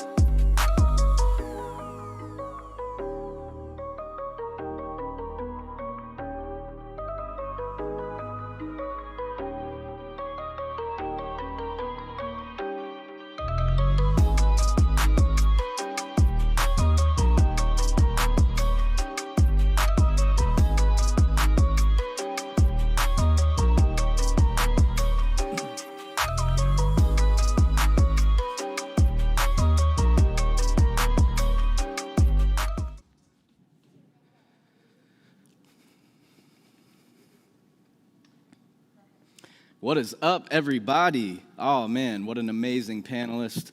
What an amazing community we have. My name is Gabriel Jerome. I am the executive director and co-founder of Speak It Forward.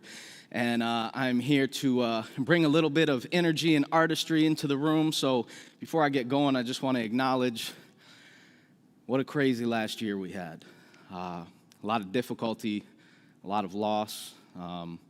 I know not just nationally, but also personally, I've experienced that myself. I want to lift up my brother, the co-founder of Speak It Forward, who I lost in September, Kirk Latimer. I love you very much. I miss you. It's okay to be upset, angry, scared. If you're doing good, it's okay to be okay, and if you're not, it's okay to not be doing okay. We have a lot of work that we have to do coming up in this next year to be able to overcome the difficulties that we have faced. It's going to call on a lot of people to take risks, to start some new things, some new movements, to continue to build on old movements. As one of the panelists mentioned, we are going to make mistakes. We can be called in, but we learn from mistakes, right? And in that honor, if you haven't failed in life, you haven't lived. Because failure tells us that we've taken a risk, that we're still challenging our own limitations. It's only when you cross the boundary of your comfort zone that you begin to open the lid of who you are and rid yourself of the box that everyone tells you to think outside of. And history favors the risk takers, because only those who risk going too far can find out how far we can actually go. You'll never read about anyone throughout history who successfully inspired change because they followed the crowd, because they played it safe, because they cared too much about whatever people thought of them. Remember that your time is limited, so don't waste it living someone else's life. It's only when you jump blindly from the nest that you can experience the act of flying. You just have to spread your wings and trust that you were meant to soar to heights you never thought possible from the comfort of your fear. Don't allow the things that scare you to keep you grounded. Instead, become like the Wright brothers after their first crash and be willing to collide into the dirt, to turn the toughest moments of your life into that burst of wind you need to get you airborne so that one day you can see what the bottom looks like from the clouds. And know that just because your eyes can't see past the horizon, it doesn't mean that the world ends at the sunset. They won't teach you this in school. You can't sign up for Failure 101, only audit and observe, so when you graduate, you can navigate the real world, the place where 99% of the things you will experience aren't taught, the place where you will learn that the rules and lessons you learned in school don't apply, because in school, the most successful students are the ones who make the fewest mistakes. But in life, the most successful people are the ones who learn to turn their mistakes into masterpieces, artists who have discovered that you can't really figure out how something works until you break it apart. And they'll probably call you crazy for your beliefs, because that's what passion inspires. It inspires the outrageous, the wild, and it turns the impossible into the incredible, like cell phones and spaceships, or sharing parts of yourself with complete strangers, and in the process, becoming friends. That's what happens when you take risks. Sometimes you create amazing things that change the way we live, but often we fail. You have to. Because mistakes are a part of the learning process. Success and failure, they hold hands. You just have to be willing to jump off the deep end, because pearls don't lie on the seashore. If you want one, you have to dive to the bottom and take it. It's only when we dig deep that we can plant the seeds that will grow into something strong and will guarantee that when you wake up in the morning, you still feel alive. It doesn't matter where you start. It doesn't matter where you end. What matters most is what you do in between. The steps it took you to get to wherever you are now, and the times you got back up after you fell. So dust yourself off, start chasing your dreams, and start living a life that will leave you with a smile on your face and a strong heartbeat in your chest, and start that life today. Start by taking a risk, start by learning from your failures, and start to appreciate the scars you have that remind you that you lived a life worth living. Thank you. So for the last 14 years, I've had a blessing and an honor of being able to make a living as a spoken word artist and motivational speaker. But man, talk about new beginnings. We have to build on old foundations a lot of times. And to be honest, I came from the old foundation of hip hop. I was inspired by people the likes of Tupac Shakur, Scarface, Outkast. Man, hip hop was my lifeblood. And so I've been able to dive back into that a little bit more. And I want to bring out my brother, the co-director of Speak It Forward, and someone who has really helped lift me up through a lot of the difficulty that I've experienced this last year. Please welcome to the stage my brother, Mr. Ed Genesis. Ed, come on out here, bro. What up, though? Check. Yeah. So, hey, hold on. Before you start that beat, like for real, I've watched him and Kirk perform that piece together, and I just want y'all to give it up one more time for my brother for standing out here, the courage and doing what he did, and you just killed that. You just killed that. Thank you, man. Yeah, absolutely. And I know Kirk right here too, so I just want to make sure I said that before we just got into this next piece. I carry him with me everywhere I go. So, yeah, let's get that music, DJ. It's been a tough year, Ed. We got a lot of healing to do. A lot of healing, a lot of building. Got a lot of things we got to change up. Hopefully we can come together and get some of this healing through resistance. Yeah. Yo, they're going to feel this. Got work to do. Hey. Continue. Kick that off, bro. Hey. I proudly serve my country, but now I serve the youth. Co-founder Speak It Forward, so I guess that I'm the roots. I'm big, homie, now, so I gotta speak the truth. Life is a relay race, and I'm passing it off to you. I ain't grew up with the silver spoon, I grew up with a test. By 13, I learned that I could survive with less. If I started thinking 8 moves ahead, I'm playing chess like Queen's Gambit. I became the rest. So if you're stressed about the deaths and all of those who are oppressed, I'm asking you to reflect, protest, and maybe reassess the system that was designed to put you in the depths of depression. The lesson is to push through this mess. As a veteran, I fight for the rights of my brethren. I'm severing any ties with my fair weather friends. If it ain't clear, let me paint you a better picture. The structures in place were designed just to get you. We got big banks, big brother, corporate monopolies, student loans keeping people in abject poverty. So let's get revenge, but do it through success. Find the passion you lack and then turn around and help the next person who is struggling. That's what I would suggest. The system was designed so you can't get no rest, but I ain't giving in. They gotta take my pound of flesh. The purpose is this healing, and that's the final quest. Yes, and that's real. And we just trying to really come through and heal and continue to build. So one day we can all relax and chill. That's real. This is my part that I'm finna do. By the way, my name is Ed Genesis. You gotta keep it moving, bro. Yeah, you gotta keep it moving. Got to. Here we go. Hey, I had a dream like Martin, that I would lead like Malcolm. I hate to see my people starving, and I believe I can help them. Name written on the wings of a falcon. I woke up with some kings on the mountain, and this is how we get to doing. Cause every now and then when I be flowing, the flow get ruined, and I gotta freestyle. Cause that's how we got to be doing when I'm talking to the crowd. This ain't how we did it with, but this how I really gotta do it right now. Can't put the microphone down. This is me and my bro. And me, myself, I just had to let it go. So we had to come through with this flow. Live and direct right now on the National Day of Racial Healing. We gotta continue to build. Yeah, we gotta continue with building. All throughout the community, this is how we stand together for unity, and that's real. Peace signs in the air. Yeah, you already know what it is. Speaking forward, always saying speak your truth, representing the roots. Yeah. Gotta keep it moving, healing through resistance. We wanna thank y'all. Resistance. I'm about to exit the stage and let my man Ed Genesis speak his truth. I appreciate you, bro.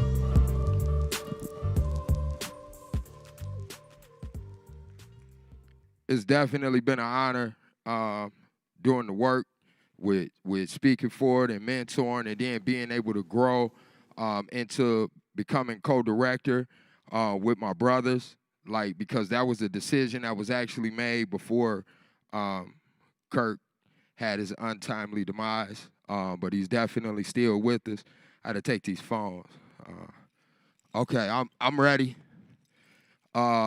Since this is healing through resistance, I wanted to share something that I did.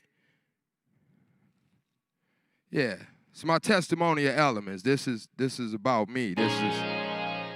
First time I was able to talk about the things that I went through and actually share them publicly and wasn't embarrassed or ashamed, it came out like this.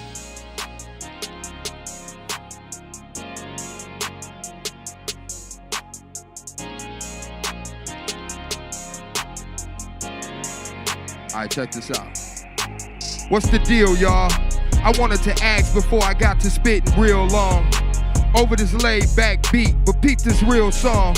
It's about the things that I went through, and I'm still strong. And in fact, I'm a lot more stronger. As a young dude, I wasn't gang affiliated. I was artistic and creative, eager to learn, and I loved school. I got chased home a few times, and with no older brothers or cousins, wasn't nobody to run to. I felt relieved when I hit the crib, brought up in a house full of women. Forgive me for being sensitive. Before carrying a gun to school or selling herb, I was just happy making story out of spelling words. On Saturday, I went to drumming school at 5 years old, before I was enrolled in any other school. But by the time I hit the 4th grade, I was completely turned out by the streets and making poor grades. This went together with my poor choices. I had the attitude I'm stuck in forever, and I'm hearing more voices telling me get comfortable, this is where you probably die. My life was living hell, but I ain't hardly cry, cause I was taught that if you a man then you would ride it. But when crack hit in the 80s, then my family divided. My mama was getting high, but dawg, she was getting hiding. It was obvious, we was being destroyed. Holidays and birthdays wasn't being enjoyed. But through all of the drama, I remained a baby boy. She taught me different scriptures that she read from the Bible. And the game that she gave me prepared me for survival. I needed it, cause where we lived was gang bang central. You either had a gun or you bang bang pistols. I was just a skinny dude, so yeah, I had a gun. Start to see myself as cool, and players never run. So I kept my gun cocked, start to run on my block, yelling 8th in Louisiana, cause that was my spot. I recall that, we called that the valley out there. I knew better, so I don't know what had me out there. Could it have been my mother's trouble, or the fact that me and my younger brother struggled? Is that really what got me bothered? Or was I still pissed because the police shot my father? Took him up out of this world, and he died when I was 2. And my closest homies told me I would ride if I was you. So that's what I'ma do, ride and come through. Now all of this existed before I ever even knew that God designed everything I was supposed to go through. And I stand here today with these words to say, I will continue to build, I will continue to heal, okay?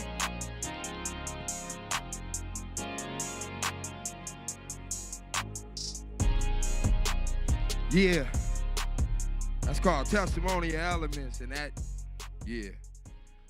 Before going into the next beat, I'm gonna do this little piece, just a cappella, and it go like this right here. I am a black man, not an African American.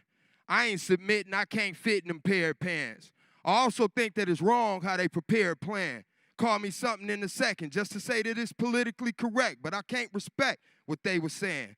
Because these are just like the records my Aunt Kay was playing. Back when they couldn't put their pictures on the covers and represent for the sisters and the brothers, ever since they call us colored, then switched it to Negroes. I think it might have been Coon after that. Y'all know how this go. The more labels we got, the less we appear human being. But you cannot ignore what you're seeing.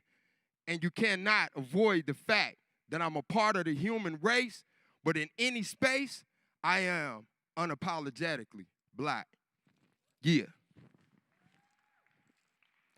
All right, that's how I feel. And this last one right here, I want y'all to see this nice shirt. We can kick that last beat in. This is what I do. This one, some of y'all might have heard this. It's called IMC. I love this. Because this is what I do. I can do spoken word, nice songs, a lot of different type of songs, but at the end of the day, I might control, you know? Look, I know a lot of y'all heard of MCs before, just probably never knew what the MC was for. Is it microphone controller, move the crowd, Master of ceremonies of musical clowns. My ask that one more time. One more time, because I need to know. Know a lot of y'all heard of MCs before. Just probably never knew what the MC was for. Is a microphone controller, move the crowd. Master of ceremonies of musical clowns. And now watch how I put this down. Pay attention. If the music companies have a major celebration for meaningful conversation, I'll make for certain y'all know that the master came in a mink coat with matching Converse, munching on some chips, drinking some Moet champagne. Mike Curse doing my mic check in the middle of my concert called my Medical Cannabis Connect. Manhandle your crew. Man, I'm so cold if I float in a Mississippi church it'll make Miami cool. Not to mention my cadence. Mental capacity makes classics of my creations. MC most confidently. Model chicks meditate constantly when they listen to me. And this is my career. Also my chance to make things more clear for my culture. Even when the millions come, magazine covers and movie cameras, I'm still keeping my composure.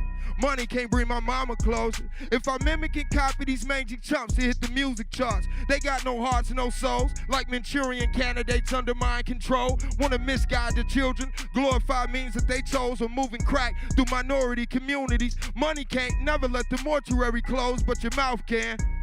Hold up, slow up. All I'm saying is mark your calendars like you know the Messiah coming. Like you want media coverage of the mountains crumbling, the moon crashing, mushroom clouds. I'm so much of an MC, if I float in Morse code, I can move crowds.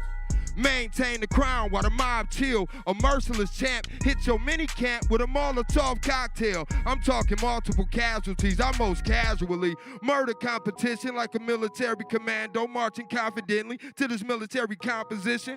I don't see no other MCs. Might let these mutated chihuahuas fix me macaroni and cheese. Yeah.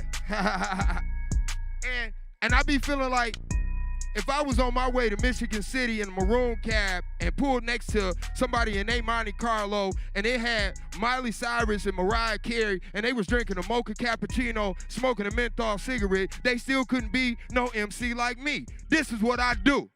Ed Genesis, thank y'all so much. I feel so great. And before I close, those was my flows, but now these are just a few of my thoughts. Thank you so much for Truth, Racial Healing, and Transformation Kalamazoo. Almost got choked up. I am a criminal justice reform organizer. I am an artist, but I'm also a directly impacted black man with 3 felonies starting right here in Kalamazoo at 17 years old is where I got them. So the fact that we get a chance to not only change policy that will disrupt the school-to-prison pipeline and mass incarceration, and then we got so many amazing people working on housing and so many things in the community, but we get to come together and have real, truthful conversations about what is going on and what our community can look like if we all stay together working. And with that, I am honored to be here. Thank you so much to Shalana Lewis. Thank you so much to Soul Artistry and Yogi Lavender for curating the artists for this. And just trust me, it was dope. And thank you all for supporting, and everybody that's watching, thank you all. I appreciate it. And thank you to my brother Gabe again.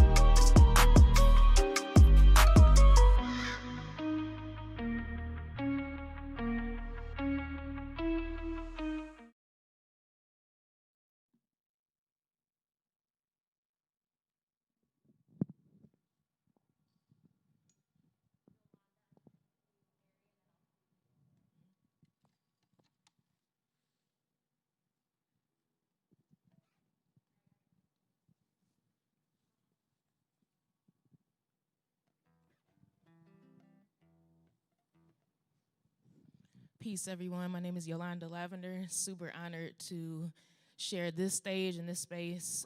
Shout out to all the amazing people that have touched this stage so far today. Yeah, we're gonna do 2 cover songs that have very important messages. So I hope that the words resonate with you. And then we'll close with an original song that I wrote that I hope the lyrics will do the same.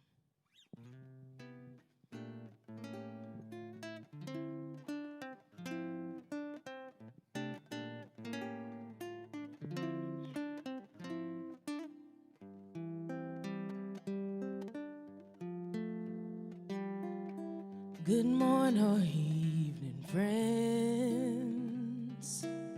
Here's your friendly announcer.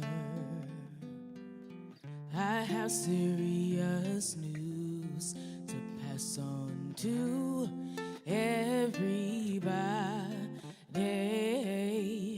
What I'm about to say could mean the world's disaster, could change your joy and laughter into tears and pain. It's that love's in need of love today. Don't delay, send yours in right away, 'cause hate's going around, breaking many hearts. Stop it, please, before it's gone too far.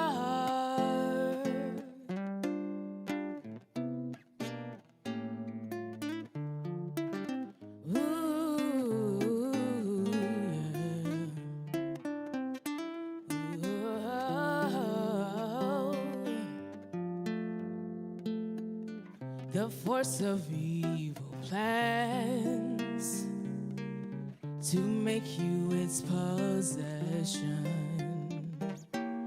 and it will if we let it destroy everybody. But we all must take all the precautionary measures. If love and peace you treasure, then you'll hear me when I say that love, oh, love's in need of love today. Oh, don't you delay, send your loving in, send it in right away. Because hate is going all around, and it's breaking everybody's heart. And we all gotta stop it, please, before it's gone too far. I said love is in need of a lot more love today. Don't you dare delay. Send your loving in right away. Oh, 'cause hate is going all around, and it's breaking everybody's heart. And don't you wanna help me, please? We gotta end the hate before it's gone too far. Oh, and it's already gone too far. Oh, won't you help me, please? Won't you help me, please? I just want you to know that love, oh, it's in need of a lot more love today. Don't you dare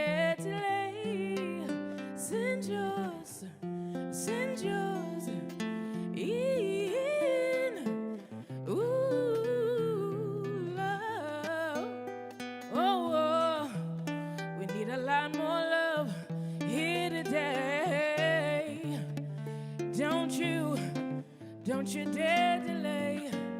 Send your love in, send it in right away, 'cause we can see that hate has been going all around, and it's broken so many hearts. We gotta stop it, please. It's gone way too far. I said that love is in need of love today. Ooh, love.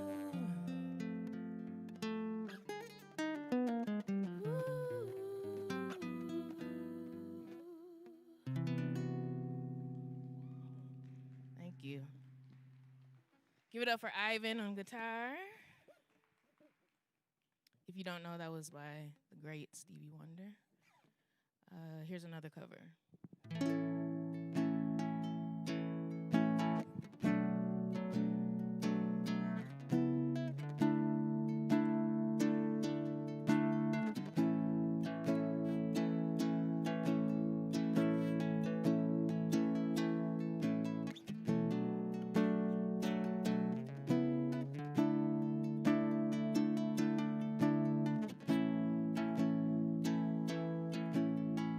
25 years and my life is still trying to get up that great big hill of hope for a destination. I realized quickly, like I knew I would, that this world is made up of a brotherhood of man, or whatever that means. And so I cry sometimes when I'm lying in bed, just to get it all out, what's in my head. I'm feeling a little peculiar. I wake in the morning and I step outside, I take a deep breath and I get real high and scream, what's going on? And I say, hey, yeah, yeah, yeah. Hey, yeah, yeah. I say, hey, what's going on? And I say, hey, yeah, yeah, yeah. Hey, yeah, yeah. I say, hey, what's going on? Ooh, ooh, ooh,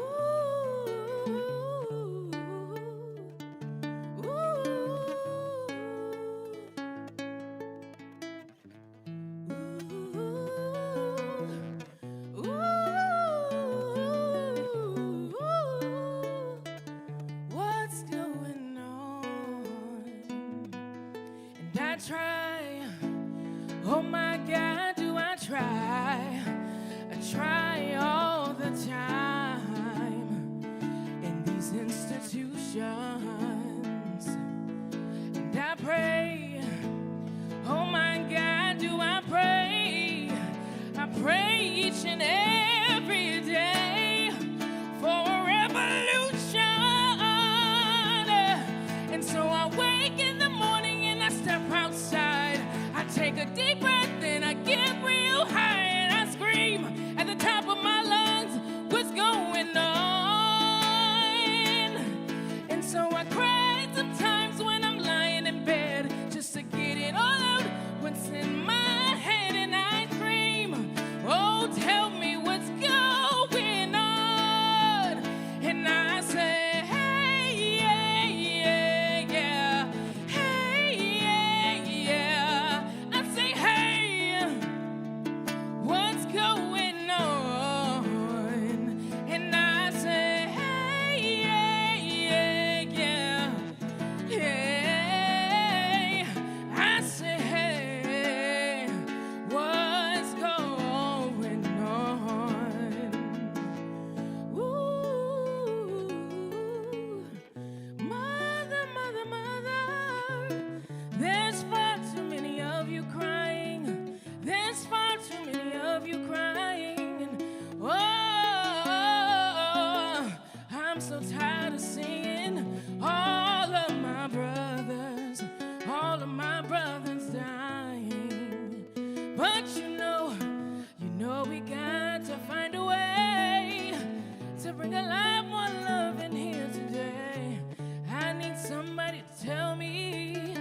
what's going on. Ooh,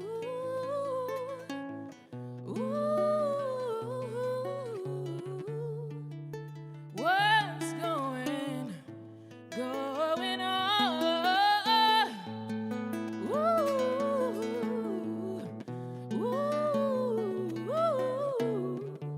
Tell me what's going on.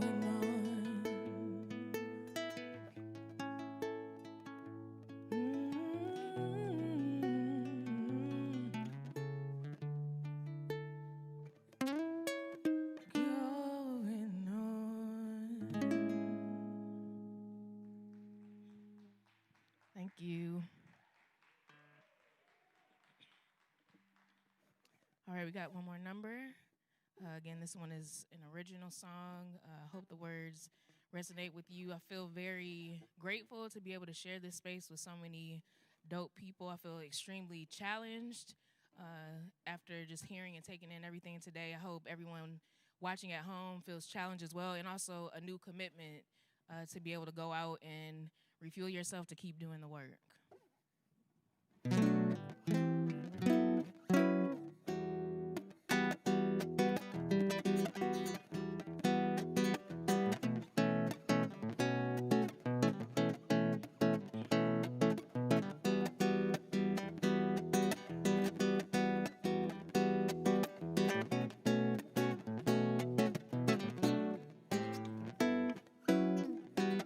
Blue skies, trees dancing in the wind, the sun softly kissing my skin, the sound of children laughing, lovers holding hands, care for humanity, choosing to love again. Peace and hope, the second chance we all have in every tomorrow. That's love. That's love.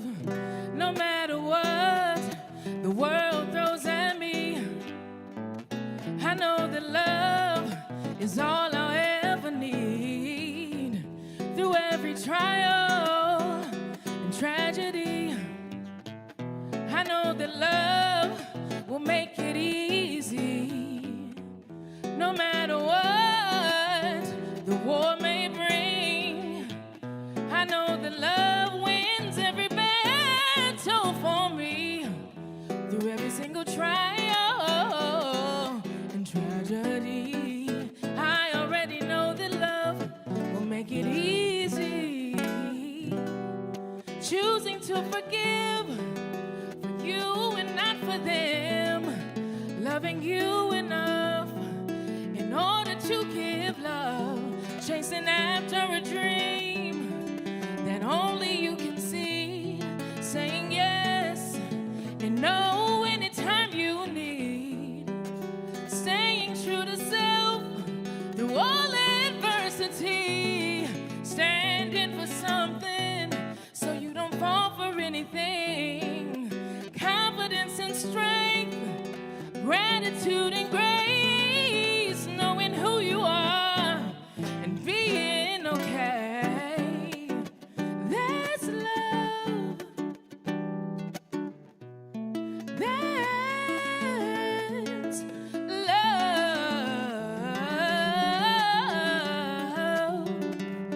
Oh, that's love.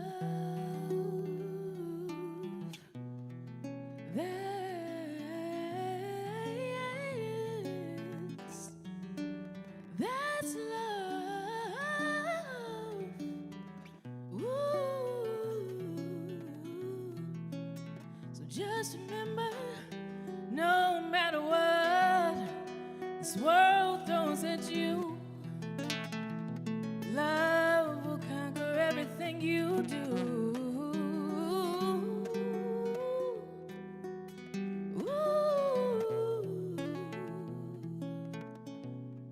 Oh yeah, no matter what the world throws at me, I know that love is all I ever need. Through every single trial and tragedy, I already know that love will make it easy. No matter what the war outside may bring, I know that love will win every single battle for me. Through every single trial and tragedy, I know that love will make it easy.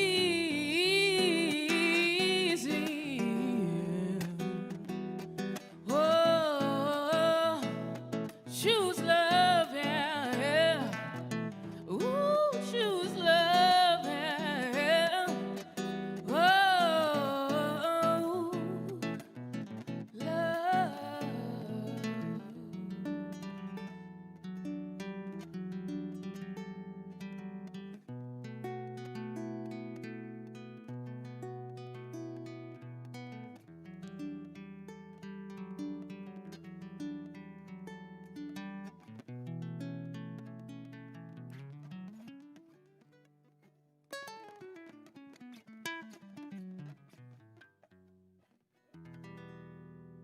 Thank you.